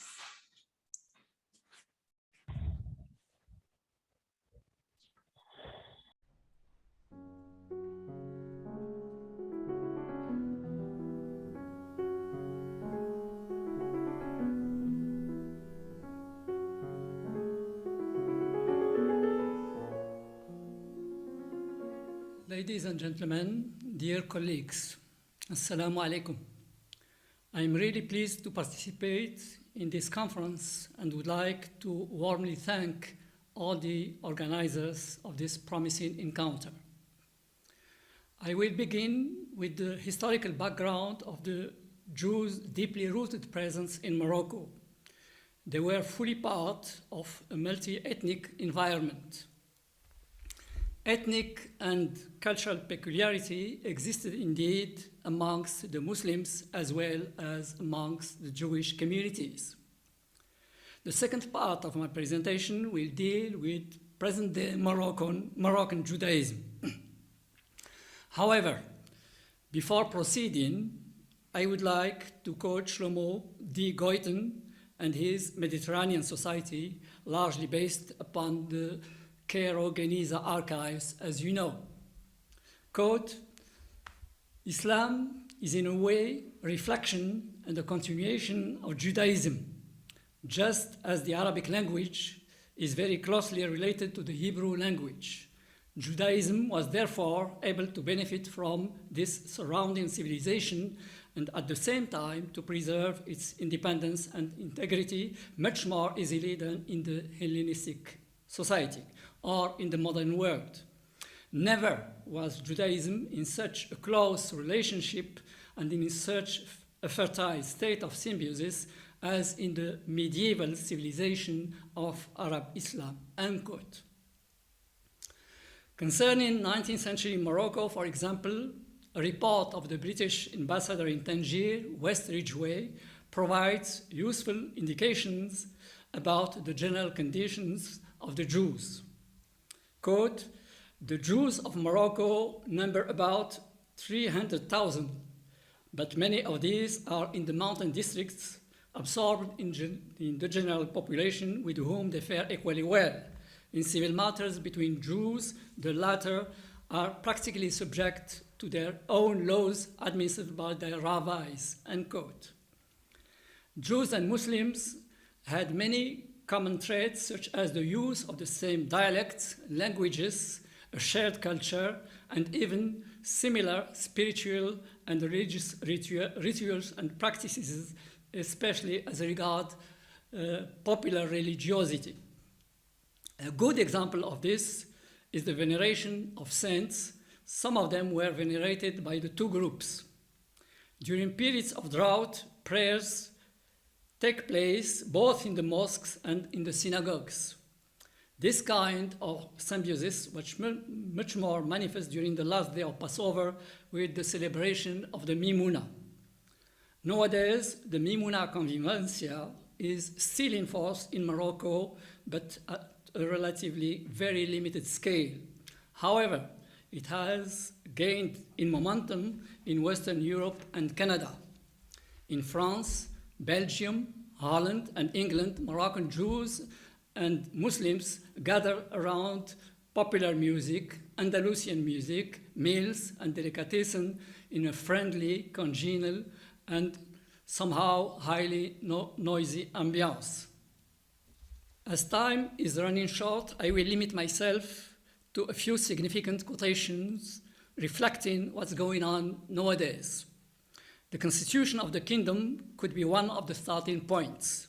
Its preamble includes an explicit reference to the Hebraic component of the country's ethnocultural diversity. This preamble states that the Kingdom of Morocco is, quote, a sovereign Muslim state attached to its national unity and to its territorial integrity and intends to preserve in its plenitude and its diversity its one and indivisible national identity, end quote. The same preamble equally states that, quote, the preeminence accorded to the Muslim religion in the national reference is consistent with the attachment of the Moroccan people to the values of openness, of moderation, of tolerance, and of dialogue for mutual understanding between the cultures and the civilizations of the world, end quote. With regard to the preservation of the Jewish patrimonial legacy, many synagogues are nowadays restored. Such was the case some years ago of 2 synagogues in Fez. Earlier, a museum of the Moroccan Judaism was created in Casablanca, followed by another one more recently. A Beit Dakira has been inaugurated by King Mohammed VI in Essaouira. The construction of a third museum is in progress in Fez. In Casablanca, special mention should be made of Moshe Ibn Maimonides Scholar Group. The pupils are both Jewish and Muslim boys and girls. This group enjoys excellent reputation and attracts more Muslim pupils than it can enroll. It's also worth mentioning the testimonies of Moroccan Jews living abroad. Those living in California, for example, have organized in November 2019 through one of their associations, namely Mhabanim Sephardi Congregation, what they have referred to as a salute to Morocco, honoring a dynasty of tolerance. Their flyers indicate, quote, celebrating Judaism in the Sephardic tradition and preserving our cherished Moroccan heritage, end quote. Her Royal Highness Princess Lalla Hasna represented King Mohammed VI in this event, which took place at Beverly Hills with some 400 guests. A spiritual leader of the congregation, Rabbi Joshua Button, declared on this occasion, quote, Morocco has been a most hospitable country for our Jewish community.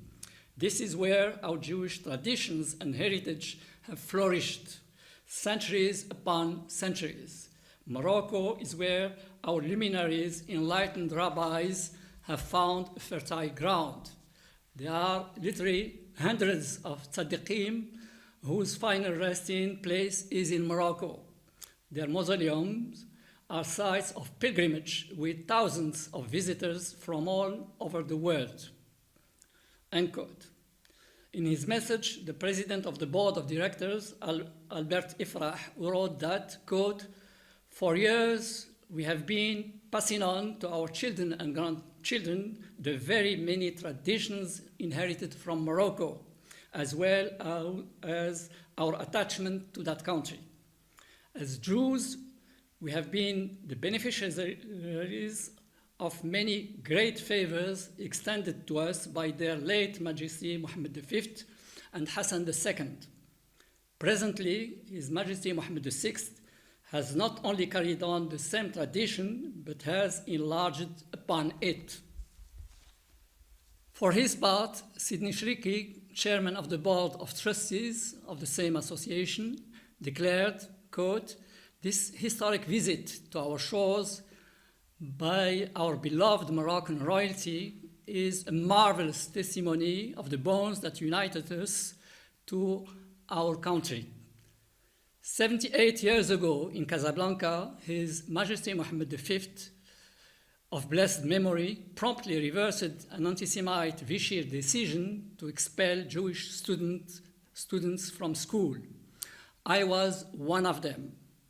His kind action allowed me to pursue my education. He is my hero. We feel a lot of pride that Morocco continues to be a shining example of tolerance in the world today, end quote.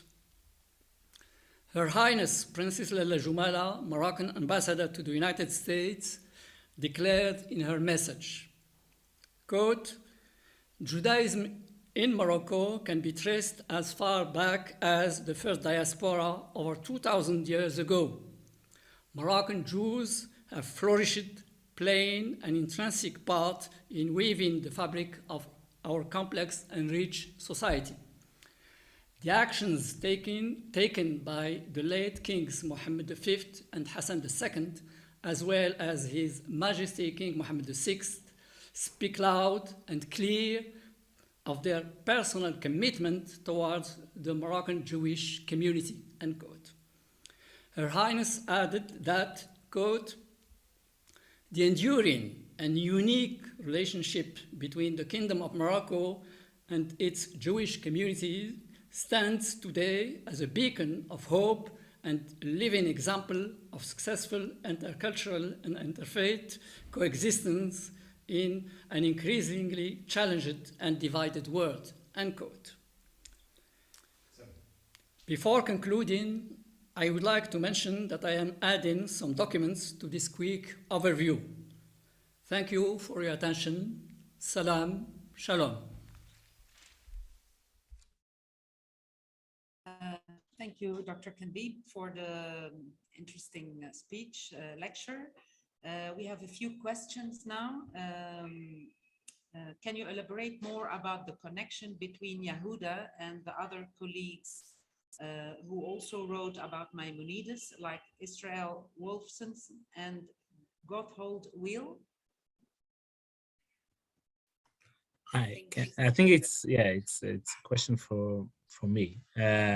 Definitely Israel Wolfson is a very related to Yehuda. Israel Wolfson also was born in Jerusalem, of Ashkenazi family, but was educated in Cairo. He did 2 PhDs, one in Cairo and one in Frankfurt, and then was even teaching in Cairo for a while. And he was very influential by Avraham Shalom Yehuda. He knew his family, his brother, and Yehuda helped him in his education and writing. So they have lots of connection. I think in many ways, in Wolfson's quest or questions of the Judeo-Muslim relations in his research, and Yehuda have lots of connection in both projects. I would say less about Weil. I think Weil is coming from a different kind of angle, even though Yehuda knows his tradition.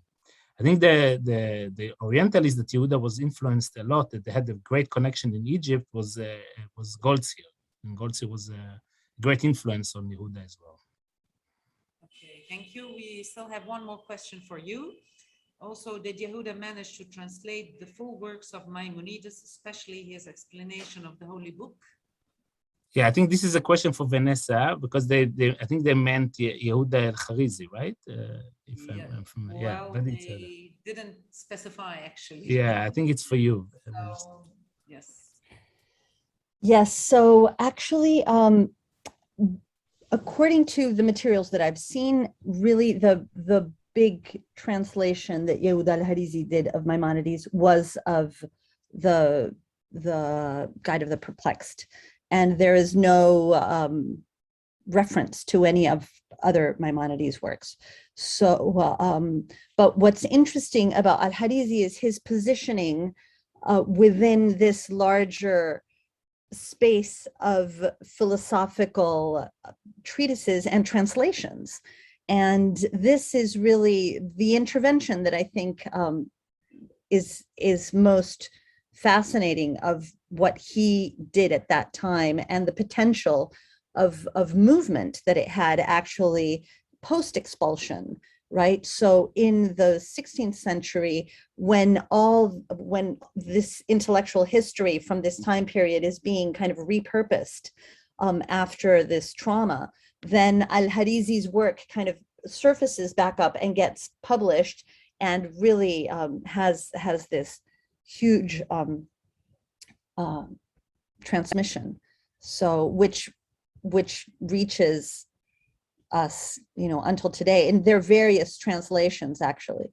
So one from, I think it's Poland in the 19th century, and I mean there's a whole series of different translations or publications, I mean, of his Hebrew translation. So thank you very much. We have one last question to Professor Mohammed Hawari about yesterday's lecture. Did Maimonides have a negative effect on the Jews of Yemen at the time?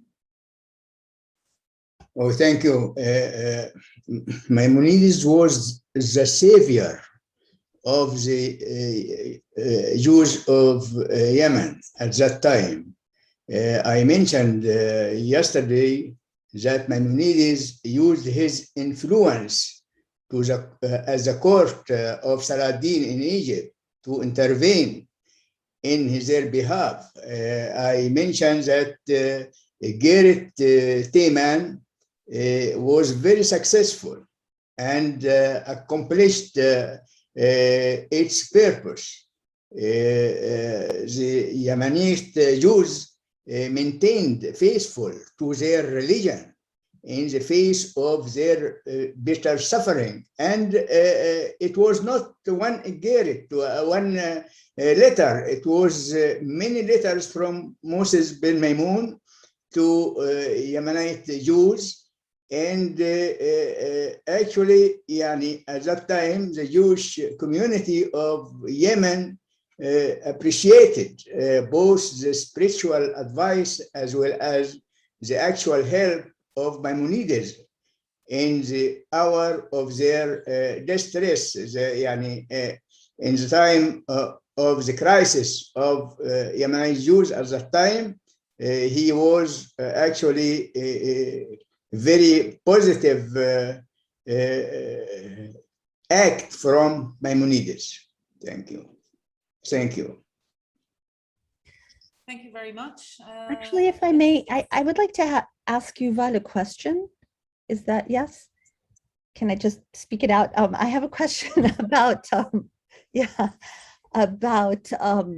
this appointment in, I think it was 1912, of Yehuda in Spain, right at this period of Philo-Sephardism and kind of this movement of reclaiming the Sephardim back into the grand Spanish history, and kind of like the use.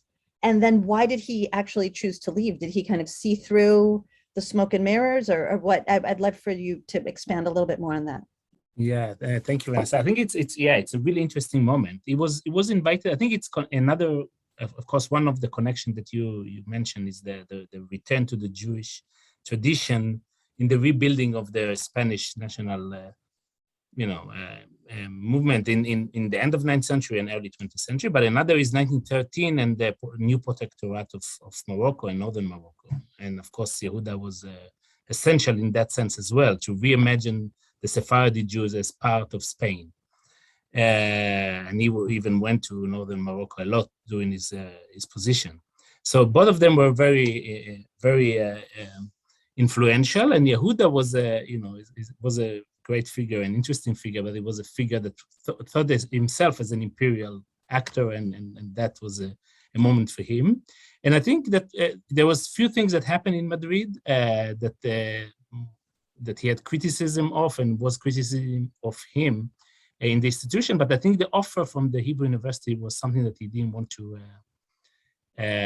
he couldn't resist, because it means that he come back to Jerusalem, to the place that he was born, that the things that he was thinking, and of course he was very involved in Zionism and the Arab question in Palestine. So this was one of the factor that drove him to leave Madrid first to Palestine, to show the option, to see the option, and then things that happened in Madrid forced him to leave Madrid as well to London. And then he focused mainly on manuscript. He was a great manuscript collector. Now there is a great,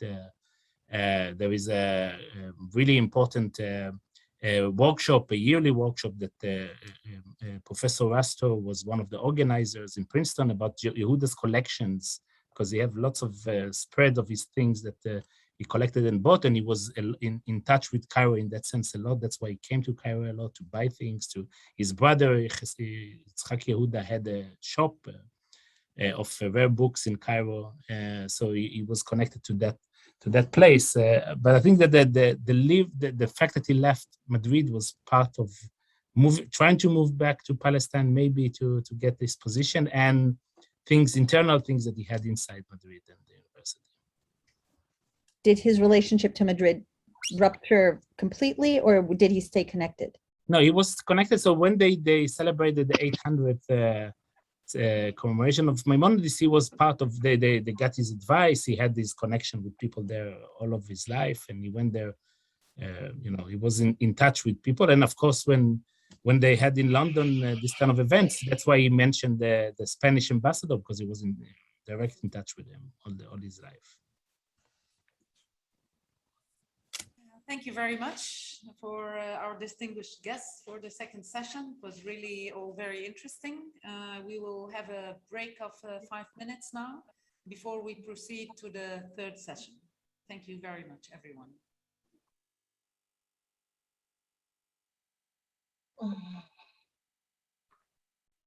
Hello, everybody. So we'll start our third session today, and we'll start with Professor Patty Christenbels from DePaul University. Dr. Patty is a distinguished researcher, professor of law at DePaul University and faculty director of its Center of Arts, Museum and Cultural Heritage Law. In 2011, President Obama appointed her to serve as chair of the President's Cultural Property Advisor Committee in the Department of State, on which she had previously served as a public representative in the Clinton administration. She was an expert for the Fulbright Specialist Project at the Department of Antiquities of Jordan in 2019. And it's currently a researcher associated at the University of Pennsylvania Museum of Anthropology and Archaeology and the president of the board of director of the U.S. Committee of the Blue Shield.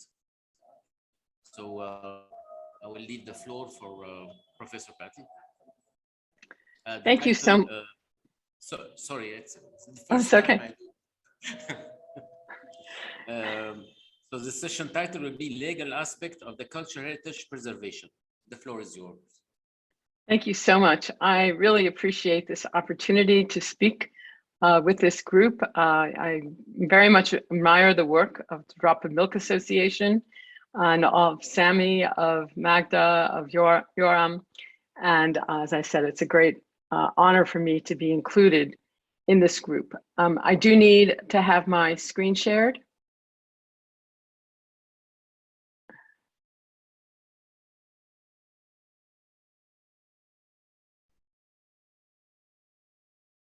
And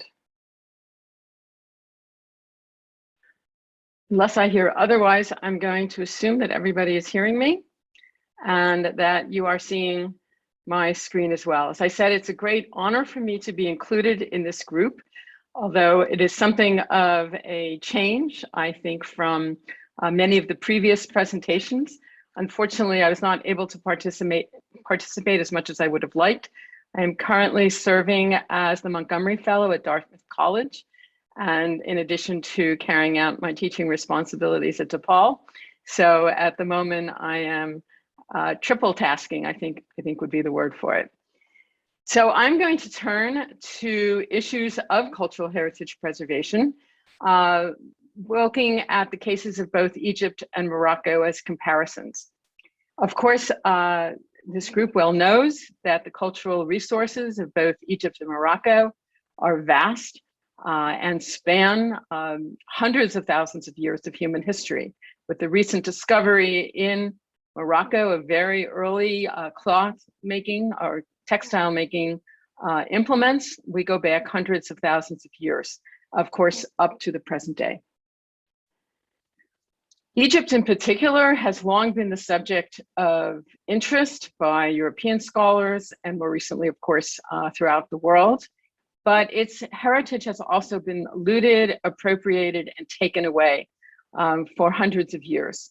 In particular, beginning with a little over 200 years ago with Napoleon's expedition to Egypt, which had as its primary motivation a military geopolitical purpose to cut off the British access to India. But in the process, Napoleon brought with him what he called the scientific expedition, which was intended to record as much as possible of Egypt's both natural and cultural heritage. The French also determined to take back cultural objects from Egypt, but in losing out militarily to the British, one of the requirements of the British was that the French forces turn over cultural objects that they had discovered, including most famously, I think, the Rosetta Stone, which of course led later to decipherment of Egyptian hieroglyphic script as well. But over the centuries, the Middle East, including Egypt, that have been looted in more recent years in order to obtain archaeological artifacts and other kinds of cultural objects to be placed on the market. This is a worldwide phenomenon represented in just 3 images here from an aerial view of an archaeological site in southern Iraq, looted in 2003 after the US invasion. On the left, example from the United States, so even wealthy countries suffer from looting of archaeological sites. So here are 2 looters caught in the act in the southwestern part of the US. And in Egypt, there has been a significant uptick in looting following the 2011 revolution and subsequent eras of political instability. So armed conflict, instability are 2 of the criteria, but in fact, this is a worldwide phenomenon. Now, when an archaeological site is looted, what is lost is its stratigraphic and associational context with other artifacts, some of which may be saleable, some are not saleable, can be things like faunal and floral remains, architectural remains, and in the case of burials, also human remains. These are often strewn about the landscape and not preserved because only the saleable things are taken. But what is really lost is the intangible context and association of these objects with each other, which is what is needed in order to preserve, to record, to reconstruct our ancient history as closely as possible. And you see here simply the idea of stratigraphic association represented in 4 different ways, but all of them presenting the main point. Looting of archaeological sites is carried on primarily, although not exclusively, for its economic motive. Illegal artifacts are placed on the international market. They transit through various countries. In some cases, their title is laundered. It's not really the artifact, although artifacts usually get cleaned up in the process, but it is title that can get laundered by passing through certain other countries. And these objects eventually go to the highest bidder. That is frequently in the Western Europe or the United States, and sometimes in China. But much of what I'm going to talk about pertains to the United States as the world's largest art market, and secondarily to the UK as well, which is the 2nd largest art market. So between those 2 countries, somewhere between 60 to 65% of the art market is located. Now, even today, we continue to see the lure of the market as the motivation. This is a coffin that of a priest named Nejamonk. It was stolen from Egypt, purchased by the Metropolitan Museum in 2017 with a forged export license. The Metropolitan Museum in New York paid $3.9 million for it, and it was later returned the following year. It's an interesting case because in the area of antiquities, forged and faked provenance information has become very common. In this case, the export license, if it had been read carefully, actually had the incorrect name of the country of Egypt at the time that the license was supposed to be from, which was supposed to be 1971, when the country of Egypt changed its name. Unfortunately, at the same time that this was looted, the archaeological sites in Egypt were being looted as well. And you see here an example of human remains. You can see the vertebrae from the individual. These are left strewn about the landscape and are uncared for, discarded, while the coffin itself gets put on the market. Now, the purpose of the law is to discourage conduct which has detrimental benefits to society. In the case of archaeological looting, that detrimental effect is the loss of contextual information. There are 2 main prongs of the law that have developed to discourage this at the market end. So these are actions taken by the law to either remove the object from the purchaser and return it to its country of origin, or in this particular case, the dealer who was conspiring to deal in this antiquity was actually criminally convicted and served close to 3 years in prison in New York. A very prominent dealer by the name of Fred Schultz. was engaged in a conspiracy with a British conservator. And you can see this is actually the same object on both sides of the screen. So on the left is the head of the pharaoh, Amenhotep III, restored as it was by the British co-conspirator, who created a fake old collection supposedly belonging to his uncle from the 1920s and 30s. And he claimed that this was when the object had left Egypt. But in fact, it left in the 1990s, disguised as you see it on the right, to look like a King Tut tourist souvenir. This case established, based on some earlier case law in the United States, but established very clearly in the United States that an antiquity removed from its country of origin, where the country had vested ownership in the country, would be considered stolen property. And so Mr. Schultz was convicted for conspiring to deal in stolen property. And we have actually the same result under UK law. I will add that whether the concept of foreign state ownership is recognized in the courts of the US or the UK depends a lot on how the law is drafted. In the case of both Morocco and Egypt, the law is well drafted. It covers a broad range of cultural objects. In the case of Egypt, up to objects that are up to 100 years old.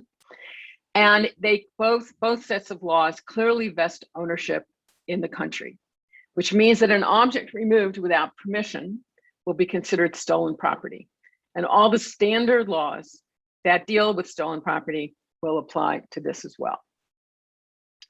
The second prong is a little more complicated and will lead me back to the issue not just of archaeological heritage, but also ethnological heritage.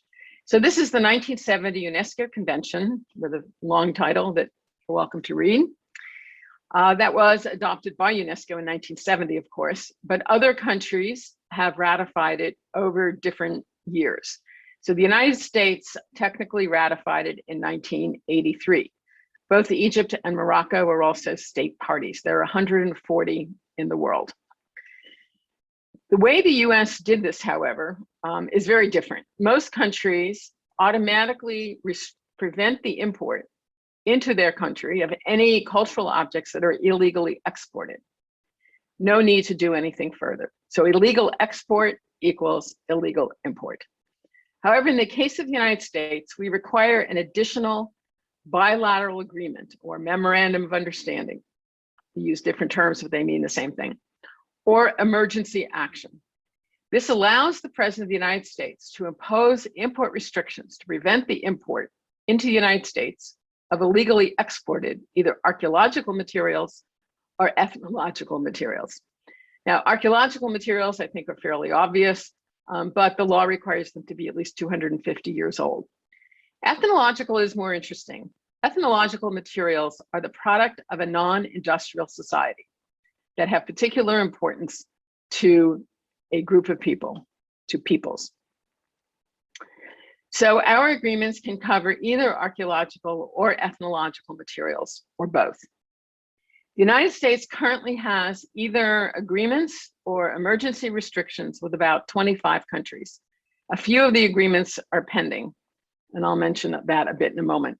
But what's interesting is that just in the last few years, beginning actually with Egypt in 2016, Egypt was the first Islamic country that the United States, first Arab country, the United States had such an agreement. But in a fairly short period of time, almost the entire Mediterranean rim is now being covered. There are a few exceptions. Tunisia, interestingly, which has made a request for an agreement, but that is still in the process of being determined. Similarly, Albania, up on the Balkan coast. Lebanon is an exception, has not presented a request, and Israel is not a state party to this convention and so cannot be covered. But with those exceptions, from Morocco around the rim as far as Italy, which are covered by agreements, which means that culturally similar materials, whether archaeological or ethnological, can be prevented from import. They will be, if presented at the border of the US or discovered later, they will be seized by the US government and returned to their country of origin. Now, anything that left before the date when agreement started can still enter the US unless some other like national ownership applies. But for the most part, these agreements only apply prospectively and not retroactively. So you can see we have an emergency restriction. I'll just take Yemen as an example. Anything that left Yemen before the date of the emergency action can still enter the United States. And as I said, most, at least, of the Mediterranean country agreements are relatively recent, particularly the North African ones are quite recent. Now, what do these agreements cover? There is always, with the agreement, what's called a designated list. Designated list is a list of object types. These are things that are typically unknown and unrecorded and undocumented, meaning that we can't trace them to a particular collection or a particular spot in the ground. But if they resemble these object types, you know, an object to be imported resembles these object types, then documentation is required, and the object will only be allowed into the United States if the importer can prove that its export preceded the date of the agreement. Now, these agreements also allow for other kinds of cooperation, particularly building up the resources of the country. So this is just one example where the US and Egypt engaged in law enforcement training in 2018, following the agreement that started in 2016. Now, this is an example of what a designated list looks like. This is the example of Morocco. So agreements today typically do cover ethnological material. And ethnological material began with the Central and South American countries, covering church materials of the Spanish colonial period. When the US began to have its agreements with Cyprus and Greece, then church-related materials of the Byzantine period were also covered.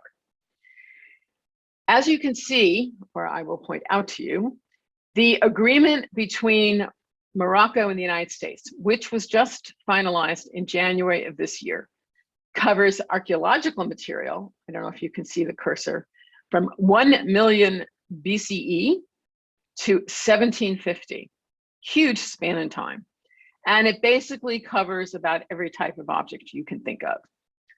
When we come to ethnographic material, however, or ethnological material, it covers architectural fragments or architectural elements, manuscripts, and I guess we're going to be hearing about manuscripts in a few minutes, ceremonial and ritual objects, but only of the Islamic culture. It explicitly excludes, in the last sentence down here, Jewish ceremonial or ritual objects.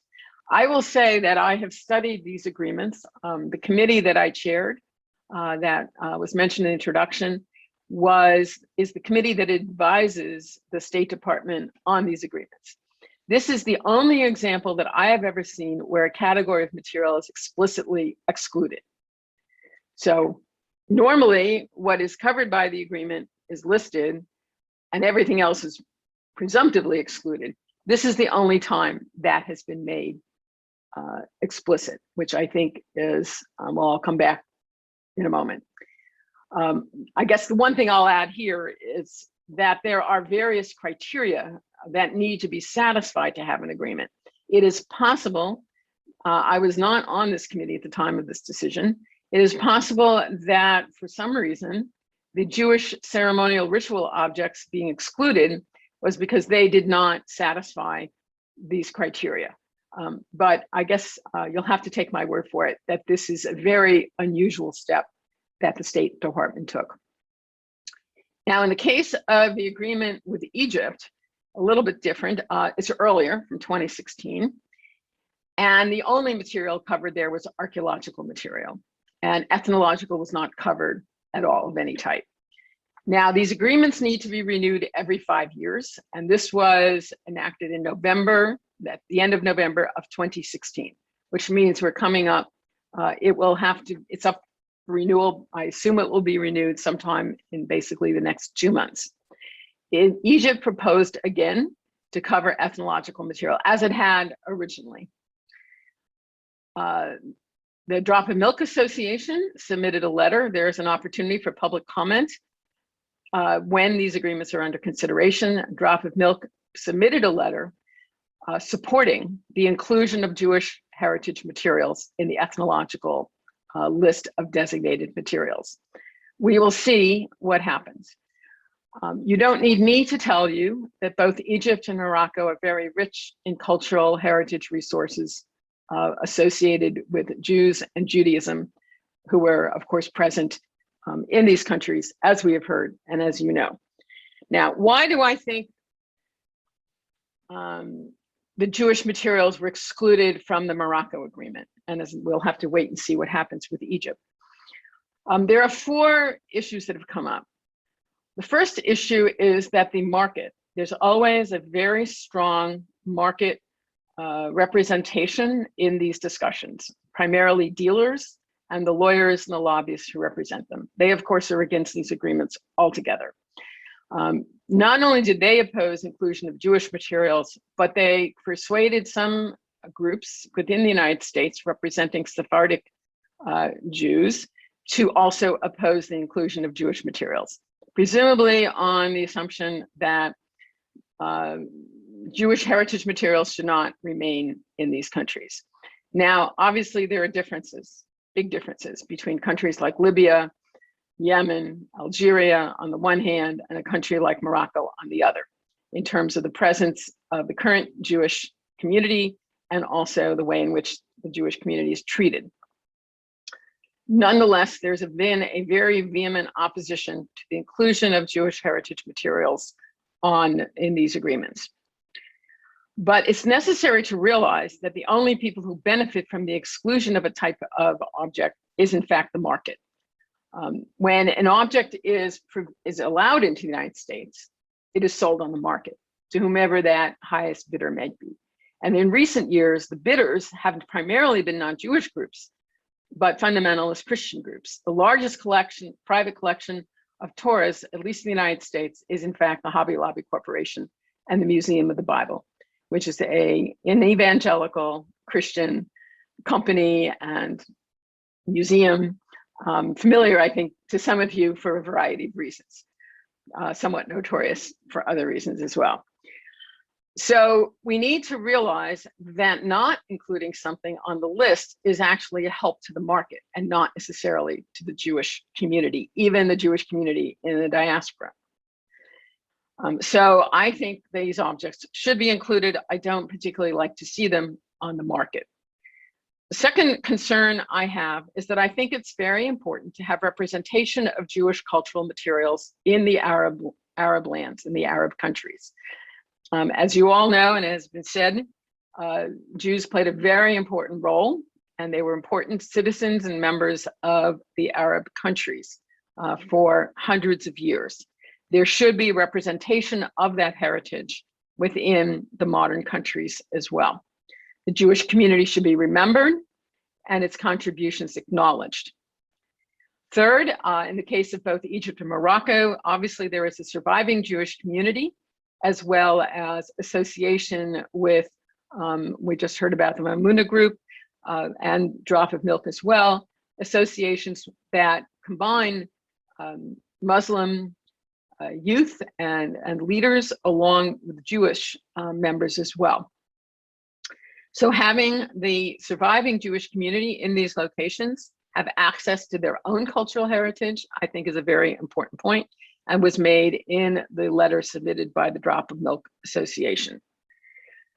Finally, I think that cultural heritage, more recent objects of cultural heritage, it's covered as ethnological material, is as important to be presented in situ and in context as it is for archaeological objects. This approach to viewing ethnological objects in their context with their intangible heritage associated is an important point and is part of where the understanding and appreciation of cultural heritage is moving. And I think the examples of Egypt and Morocco are good examples of how we should be viewing this development as well. And with that, I will thank you for your attention.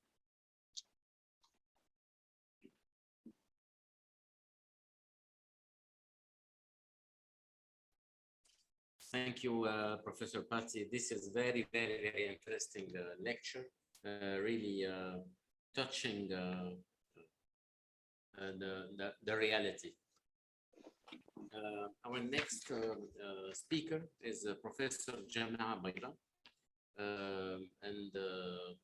Professor Jamia Bayda is a graduate of the University Muhammad V, Rabat, and the University of Bordeaux, France. Researcher professor since 1982 at the Faculty of Letters and Social Science. Rabat, former Secretary General of the Moroccan Association for Historical Research, and founding member and coordinator of the study group of research on Moroccan Judaism. He's also member of the editorial board of Hespres, Tamouda, and the former director of the journal La Recherche Historique. He's also the founder of the journal Archives du Maroc, and the author and co-author of several works and articles on contemporary history and the history of present time Moroccan. Since 2011, he has been director of the institution Archives du Maroc. In January 2018, he was nominated by the Director General of UNESCO, a member of the International Advisory Board of the Memory of the World Program. The session title will be Preservation of Jewish Heritage in Morocco. Professor Jamia Bayda, the floor is yours. I have just to add perhaps that I will speak, I won't speak in English, but in Arabic. I informed you that my English is not fluent enough to speak it. I speak Arabic, okay? إذا قبل كل شيء تحية مباركة من الرباط ووجهها لمنظمي الندوة وللمساهمين فيها ولمتتبعيها عبر العالم.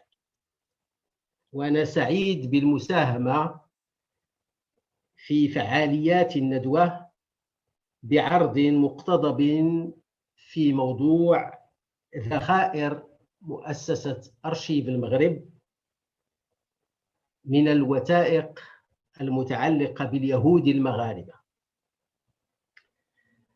فخلال العقود القليلة الماضية كان الباحثون الجامعيون المغاربة يجدون صعوبات جمة للحصول في وطنهم المغرب على الأرشيفات المتعلقة باليهود المغاربة،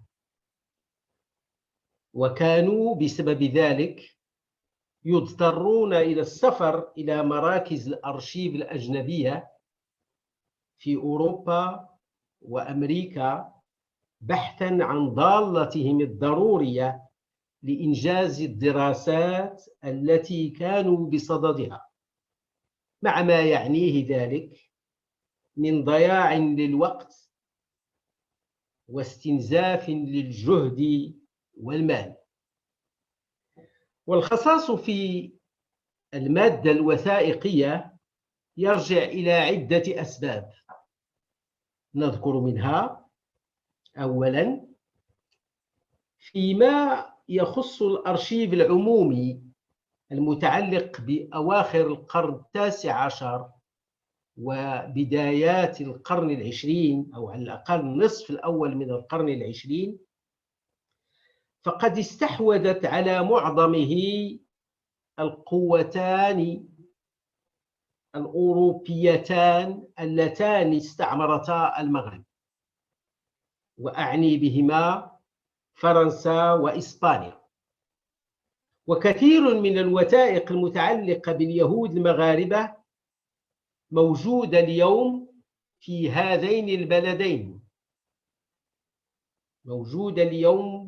هذين البلدين، خاصة في فرنسا التي اهتمت بهذه الوثائق مبكراً لتوظيفها في هيمنتها الاستعمارية.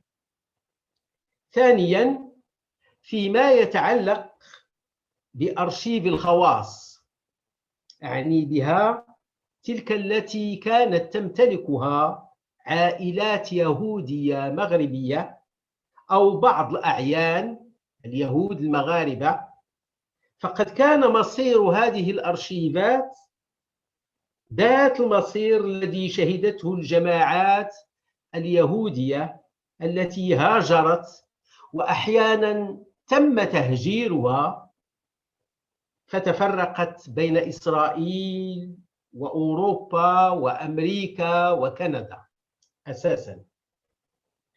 وكنتيجة لما سبق فما بقي من أرشيفات يهودية في أرض المنشأ أي المغرب يعتبر غيضا من فيض، ولا يفي بكل ما يحتاجه الباحثون لتملك كل العناصر الإثنية والعقدية والثقافية التي تشكل فسيفساء حضارتهم وتاريخهم.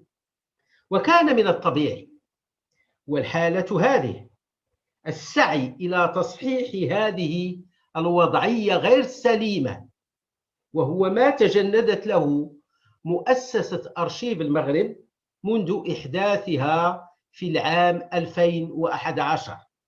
واليوم بفضل مجهودات متواصلة أصبحت هذه المؤسسة تحتضن عشرات الآلاف من الوثائق الأصلية والمرقمنة ذات الصلة بالموضوع المذكور أي اليهود المغاربة، وهي محررة بلغات مختلفة، ويمكن للباحثين المهتمين بالتاريخ أو التراث اليهودي عموما أن ينهلوا منها ما قد يشفي غليلهم. ولم تكن عملية إعادة تملك المادة الوثائقية المبعثرة عبر العالم بالعملية الواتساب والفيسبوك كله كان واقع النهارده. سوري، اسمع بعض الاصوات. جوزي ما وقعش. Sorry, I am hearing some persons chatting.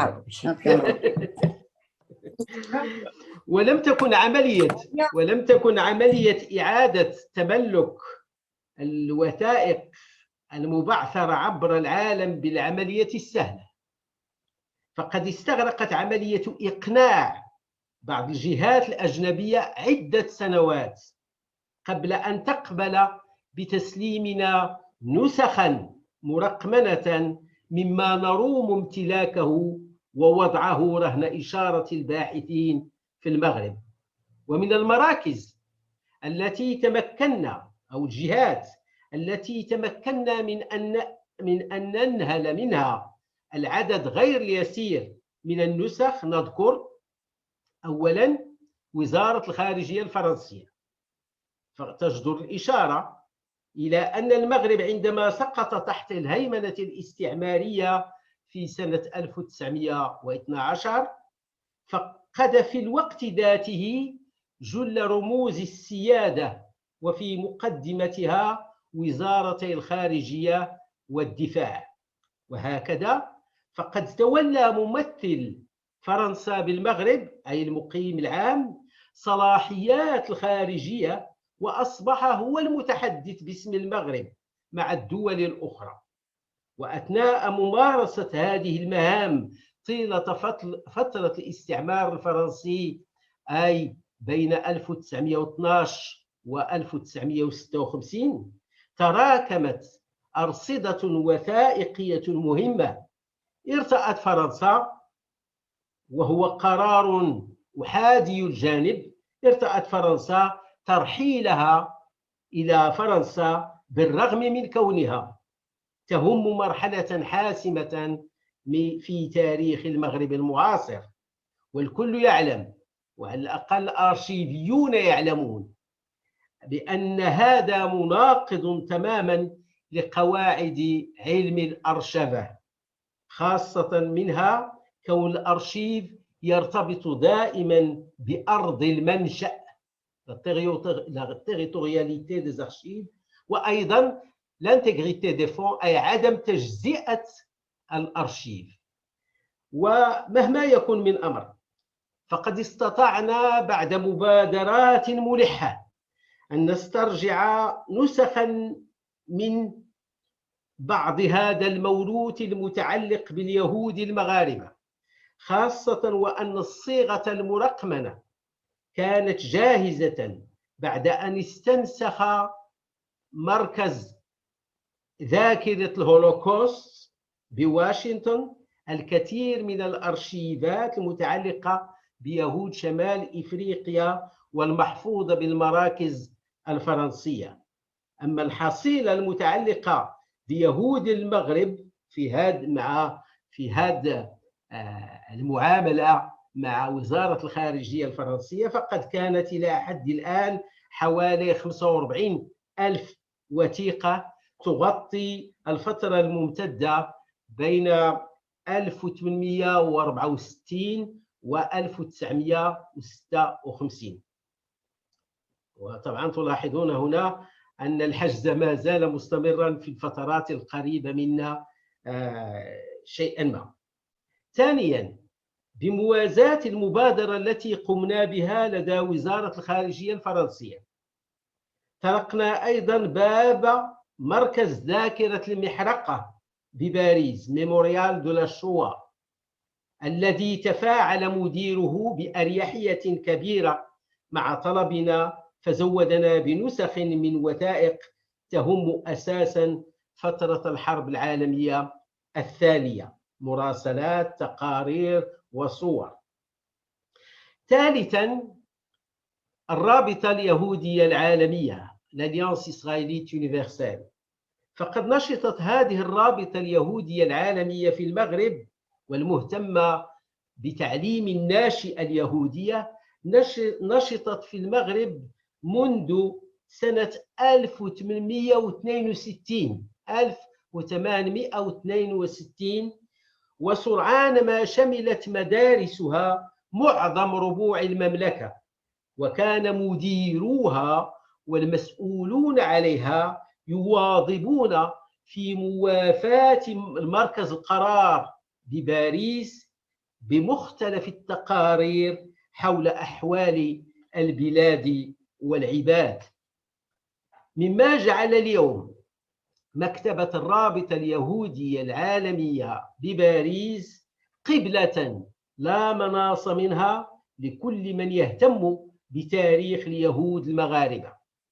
وقد وفقنا بعد مساعي حثيثة وصعبة في جلب الآلاف من النسخ من الوثائق التي تهم المغرب، لكن للأسف لا تغطي إلا الفترة السابقة لسنة 1940، وما زال الأمل يحدونا لكي نتسلم أرشيفات الفترة اللاحقة أي ما بعد 1940. ويمكن أن نضيف أيضا نسخا من أرشيفات The American Holocaust Memorial Museum of Washington DC، الذي زودنا أيضا بأرشيفات تهم أساسا فترة الحرب العالمية الثانية.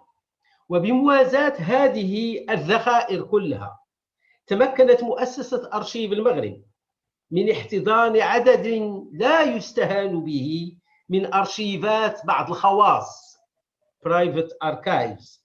نذكر منها على سبيل المثال للحصر الرصيد الفوتوغرافي لأحد الفوتوغرافيين المهنيين من مدينة بوردو، الذي هو صديق شخصي وصديق للمؤسسة أيضا، وهو ريشار زيبولون، الذي له ولع كبير في تصوير المعالم الدينية وغير الدينية المتعلقة باليهود، فقد زودنا بحوالي 60,000 صورة.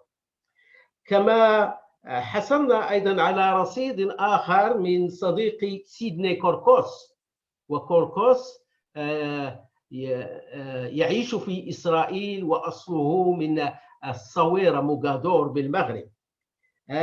كما حصلنا أيضا على رصيد المرحوم شمعون ليفي سيمون ليفي، وهو أستاذ جامعي وسياسي ونقابي المغربي من التيار الشيوعي.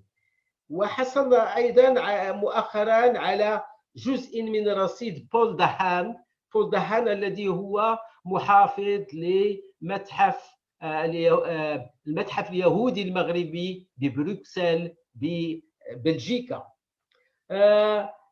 ثم أيضا وهذا يعني هدية ممتازة جدا، توصلنا من أبناء أو ابني المفكر الكبير حايم الزعفراني، فعائلته وهبت أرشيفات المرحوم حايم الزعفراني المفكر الكبير والمتخصص في التراث اليهودي المغربي، وقد وهب أرشيفاته اليوم موضوعة ومحفوظة بمؤسسة أرشيف المغرب.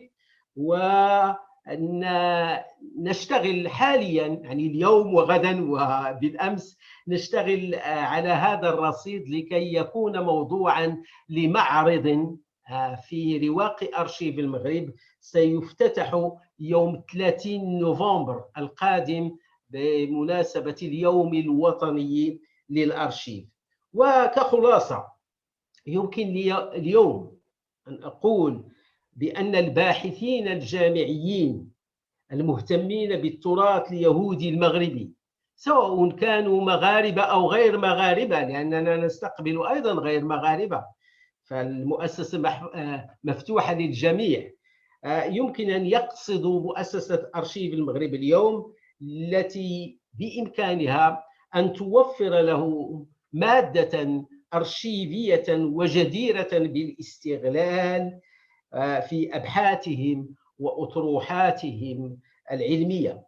وستعمل المؤسسة على استخدام المزيد من الأرشيفات خدمة للباحثين وتثمينا لتاريخ المغرب المتعدد والمتنوع كما هو مرسوم وبارز في دستور المغربي لسنة 2011. وشكرا على حسن إصغائكم. I finished. Thank you very much, Professor Jamia Bayda. It's always nice to have you among us. مرحبا بك. It's my pleasure. بارك الله فيك. اتقابلنا قبل كده في مؤتمر في الرباط لو تفتكر. والله لا أفتكر، ولكن سأحاول. أنا من بلغ من العمر عتية هو أصبح يفقد بعض شيئا من الذاكرة، ولكن سأسعد بلقائك مرة أخرى إن شاء الله. إن شاء الله قريبا عن قريبا. Okay, our last speaker, somebody that I know, I think everybody know him very well, but also we need to introduce him. A big friend of mine, a big friend of the Jewish community and the Drop of Milk in Cairo, Professor Yoram Metal. He's a professor of Middle Eastern study. He has written a wide assortment of research topics that pertain to Arab society during the modern era. However, the social, culture, political, and economic development in Egypt have captivated his attention more than any other field. His last book, Revolutionary Justice, Special Court, and the Formation of Republican Egypt, was published in 2017 by Oxford University Press. During the last 30 years, he studied the history of the Jewish community and site in Egypt. Over the course of many visits to Cairo and Alexandria, he documented the change of various communal sites, synagogue, schools, library, and cemeteries.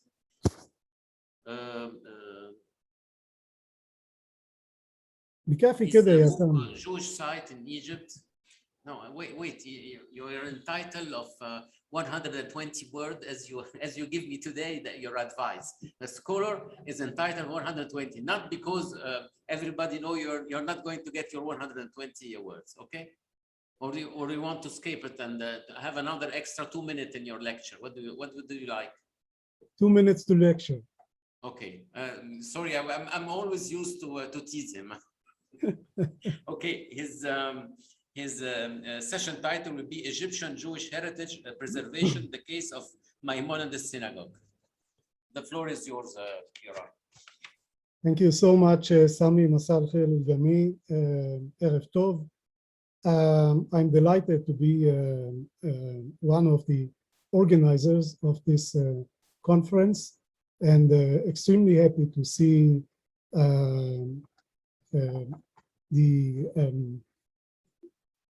in fact, all of you. It's a great personal pleasure. This lecture briefly introduces the Maimonides Synagogue and highlights the efforts to preserve Jewish heritage in Egypt. I contend that the current projects of preserving Jewish heritage in Egypt provide an opportunity to examine the profound meanings and ways of preserving Jewish heritage in countries where the Jewish community ceased to exist.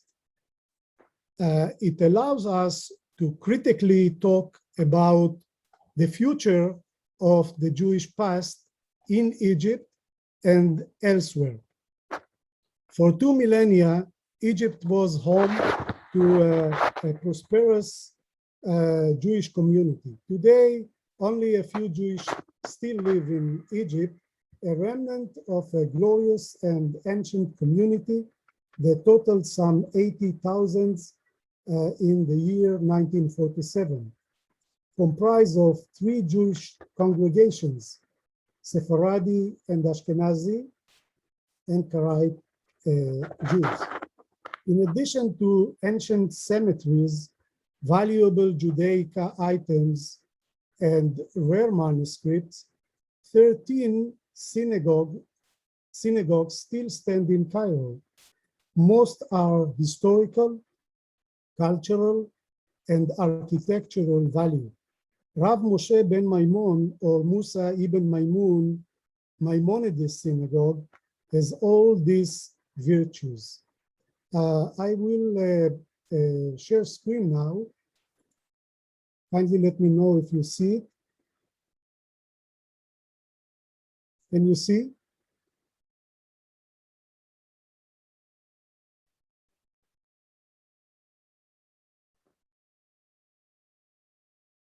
Can you see the share screen?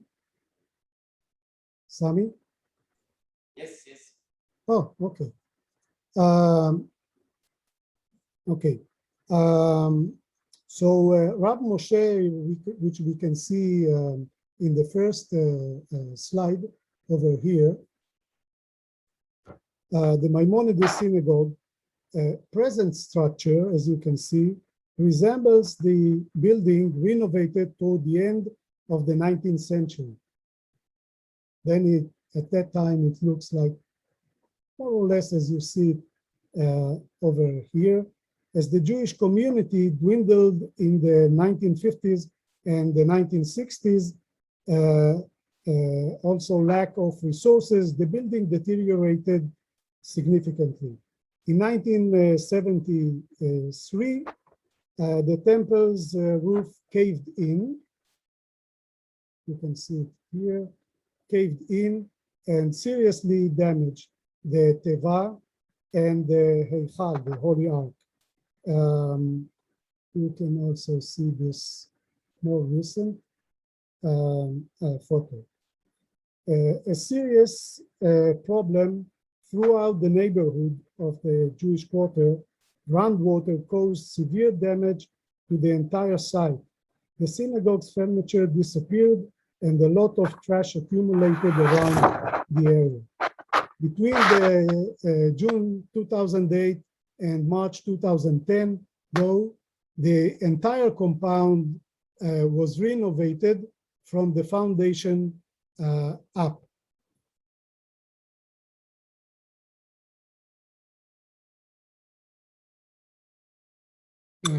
We can see here a very brief video that takes us right to the entrance of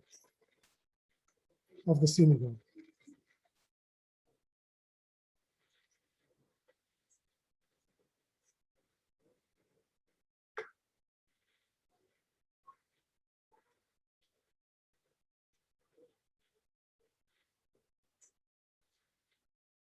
So this is the main entrance, and then to the left, the entrance to the main hall. You can see the teva, you can see the Eichal, as of the renovation of the year 2010. Like other prayer houses, ancient and modern, Rav Moshe's synagogue is a rich social and cultural text. Studying these prayer houses requires careful attention to its location, in this case, in the very heart of the neighborhood of the Jews, Harat El Yahud. We can see here the map. All the points that you can see in the map were of Jewish sites, mainly synagogue. In fact, most of the Cairan Jewry, rabbinate and Karaite, resided in this neighborhood from the 12th century, time of Maimonides includes, to the beginning of the 20th century. The site itself became like a very emblem, symbol of the community. The 2008 to 2010 restoration, the compound includes the main prayer hall over here, the women gallery you cannot see, but there are stairs going to the women gallery, the chambers of the Gabbai, the sexton, the mikveh, the ritual bath, some inner courtyard, and the Beit Midrash. The Beit Midrash itself existed during Maimonides' life, and he used to study Torah there. Most sources note that Maimonides was laid to rest in the former part of this yeshiva before his remains were transferred to Tiberias. Later, Maimonides' burial cave became a pilgrimage site mainly for Jews, but not only. Jews used to come to the site and ask for healing and blessing. Here you can see photos from the mid-1940s of this very place on which, according to the tradition, Maimonides was laid. His body was laid before it was transferred. We also can see some receipt from, in this case, this receipt is from the year 1949, and they tell us that the site continued to be a kind of a must visit by so many of the local Jewish community, and some of them who wanted even to spend the night or to sleep night in this very place, as you can see in this small niche. They had to pay some fee to the community. In this case, 30 piasters, and we have this kind of receipt. Few disagree that Maimonides synagogue is not an important historical site, and almost everyone agree that this site should be preserved. Yet the preservation of and also studying cultural heritage preservation is a very complex field of knowledge with various layers. We just heard a wonderful presentation by Professor Gerstenblit about some aspect of this cultural heritage preservation. Hence, studying the preservation of synagogue in Cairo, including the Maimonides synagogue, requires careful reading, I think, of 3 dimensions. And to my understanding, we have to explore into this much more. So the 3 dimensions, as I see them, are the Egyptian public debate about Jewish heritage, the political context in general, the political context in the country, and the functioning of the local Jewish community. Carefully studying these 3 aspects may enable us to fully understand the complexity and challenges of preserving Jewish heritage in Egypt. In recent years, a novel public debate has been developing in Egypt about the minority communities that prospered in Egypt in the past, mainly Greeks, Italians, and Jews. Far from being aligned to Egyptian life and culture, these minorities, communities, and their heritage are now regarded by a growing number of Egyptians as essential elements of the Egyptian past. This vigorous debate focused on minorities in order to renew discussion of modern Egyptian history and the socio-cultural identity of Egyptian society as a whole. Moreover, the Egyptian authorities are undergoing a gradual, significant, positive, attitudinal shift toward preserving the heritage of the Jewish community and its assets. According to Egyptian law, the Jewish community is the legitimate owner of these assets, notwithstanding the small number of Jews remaining in the country.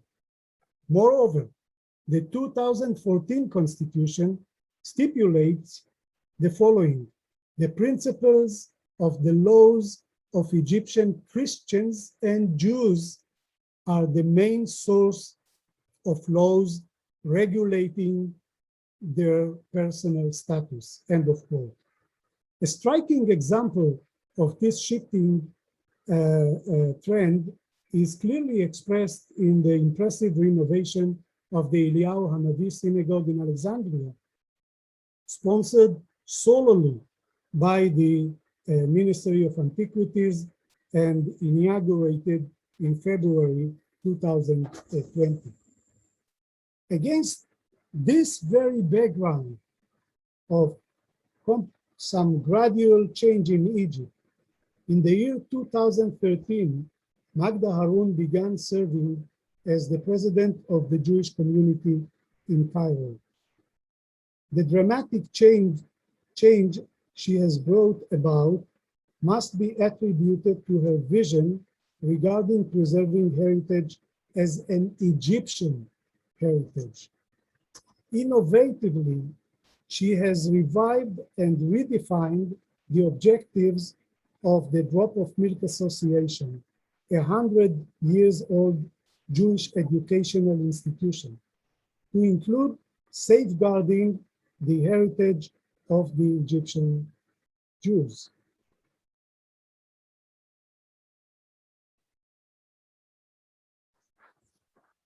Dozens of Egyptian citizens, among them some with Jewish roots, have joined the Drop of Milk Association. They take part in activities such as the restoration and reuse of several synagogues for special Jewish and not Jewish events, Rosh Hashanah, Hanukkah, and Passover, as well as Iftar in Ramadan, and cultural and interfaith activity for residents. The association was headed by Sami Ibrahim and promoted a massive cleaning and safeguarding of the ancient Jewish cemetery in Basatin, a 9th century cemetery, is also one of the main projects of the Drop of Milk Association and the Jewish community in Cairo. A grant provided by the, here we can see, before I go on, we can see part of Basatin cemetery. A grant provided by the American Research Center in Egypt in 2017 enabled Drop of Milk to complete the first historical documentation and preparation of drawings of Cairo 11 synagogues and their numerous artifacts. Currently, the Jewish community in Cairo is promoting the establishment of the Egyptian Jewish Heritage Library. What you see on screen now is one of the 3 libraries, Jewish libraries in Cairo. This one is in the Moshe Deri Synagogue, Karaite Synagogue, and fascinatingly, it includes not only rare books and some manuscripts, but also some of the books and documents written by Murad Farag, one of the most prominent Egyptian intellectuals, Jewish Karaite Egyptian intellectuals in the beginning of the 20th century. The very idea is that this Jewish Heritage Library will house thousands of books already collected from the city's synagogue. The corpus of the Old Hebrew manuscripts and rare books, including a rare Hebrew Bible written by Zechariah ben Hanan in the year 1028, a 1,000 years old Hebrew biblical manuscript. All these treasures will be the crowning glory of the entire collection in this library. The library, as the community envisioned, will serve the general public of Egypt and foreigners.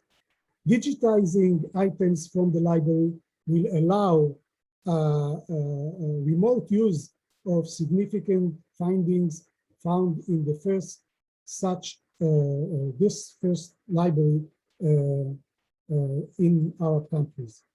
Drop of Milk organized the conference on Maimonides, in which we participate. This already mentioned, and this is one of the project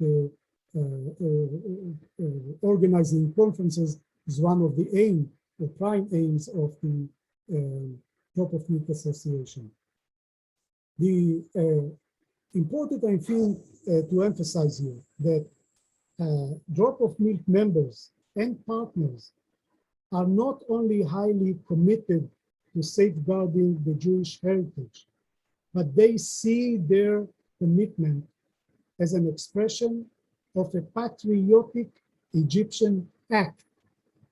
They recast the heritage of the local Jewish community as an Egyptian story of past and present times. Since there are few grains, I think, left in the hourglass of this lecture, I would like to point out 3 significant challenges any discussion on preserving the Jewish heritage in Egypt requires tackling. 1, the community does not have sufficient financial resources.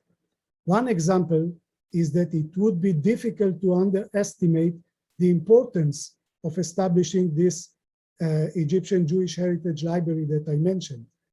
The community has a suitable building for this significant project. We can have a look here on this property. used to be a drop of milk school in the very heart of the Egyptian capital in Cairo. The community, as I said, the community has the property, the building, which is by itself very significant. But the community does not have the funding to turn the place into a modern library.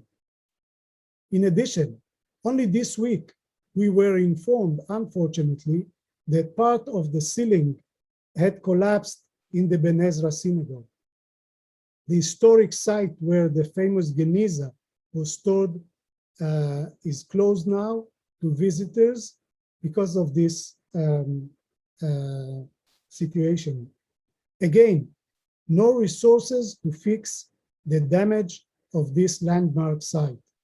The physical condition of the Maimonides synagogue, the physical condition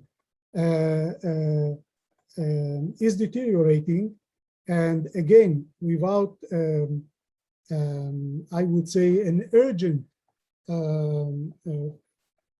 work, the damage will be maybe irreversible because of groundwater problem and other issues in the whole of the neighborhood. The second point, public opinion. Of course, not everyone in Egypt supports the project of preservation of Jewish heritage. The critiques, and this is important, I think important to point out, the critiques are often coming from Egyptians who oppose the preservation of Jewish heritage as part of their struggle against the policy led by President Abdel Fattah al-Sisi. In addition, misconceptions about Jews in Egypt are pretty vast among Egyptians of all classes and ranks. Changing stereotypical attitudes is a considerable and massive challenge in which the small Jewish community has a role, but significant work is needed here from Egyptian, especially I think, Egyptian civil society organizations. Third, I would say last but not least, I pointed out the positive gradual shift taking place in recent years within the top echelon of the regime. It is hoped that this trend is percolate down and shared by all state apparatus and raises awareness at various levels within the Egyptian bureaucracy and state apparatus concerning the importance of preserving the Egyptian Jewish heritage. In short, there are many encouraging signs. Still, the challenges ahead are of no small scale. I would stop here and leave the floor for comments and questions.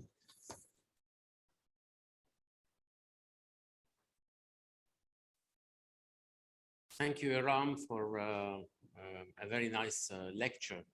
And if there is no question, I'm inviting Magda Haroun maybe to say something for the closure of our conference.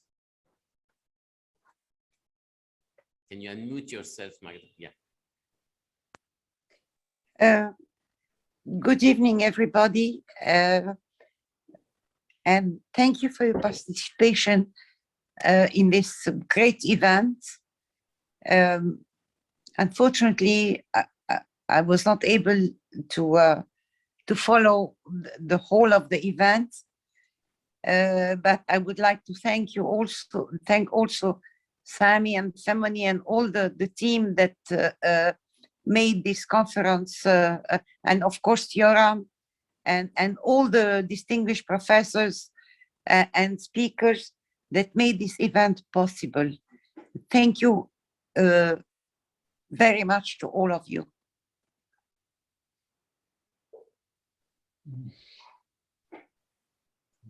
everybody, if you want to say anything.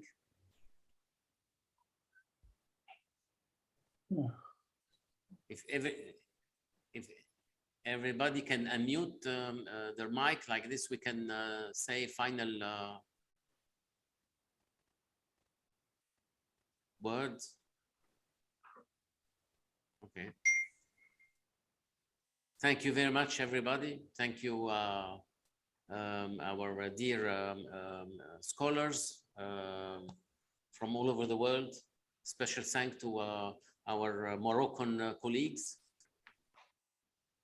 and also our participant from the States. And hope to see you next time in a nearby conference. Thank you. Thank you for all this work. Thank you. Thank you. Thank you for this valuable conference. Thank you. Oh, I have a question about the recording. When will Thank it you be for this. available? And if we've missed some of the other sessions, how can we access it? It will be posted on YouTube, and the link will be sent to all the participants. Thank you. Vanessa, Thank you should have finished the conference with a small song in the Ladino.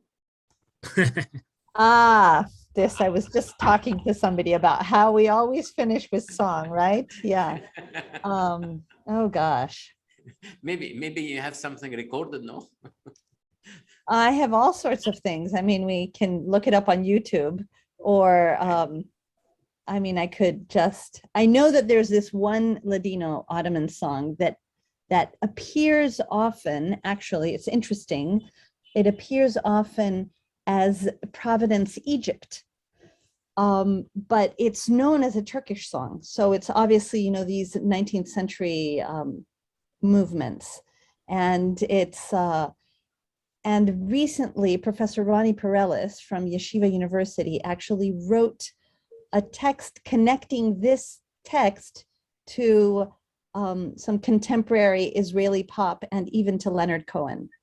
So this intellectual line through the music that I was talking about, we have in this song from Egypt, or from Ottoman that goes to Egypt. So I'll just sing 2 lines, and then that way you'll have your song. Si la mar fuera de leche, los barquitos de canela, yo me mancaría entera por salvarla mi bandera. Yo me mancaría entera por salvarla mi bandera. Ay, ay, si la mar fuera de leche, los barquitos de canela, yo me mancharía entera por salvarla mi bandera. Thank you. Thank you, Paloma. Thank you very much. Thank you, Magda. Nice So good ending. to see you. Okay. Bye-bye, everybody. Good night. Bye-bye. Good night. Bye-bye. Take out.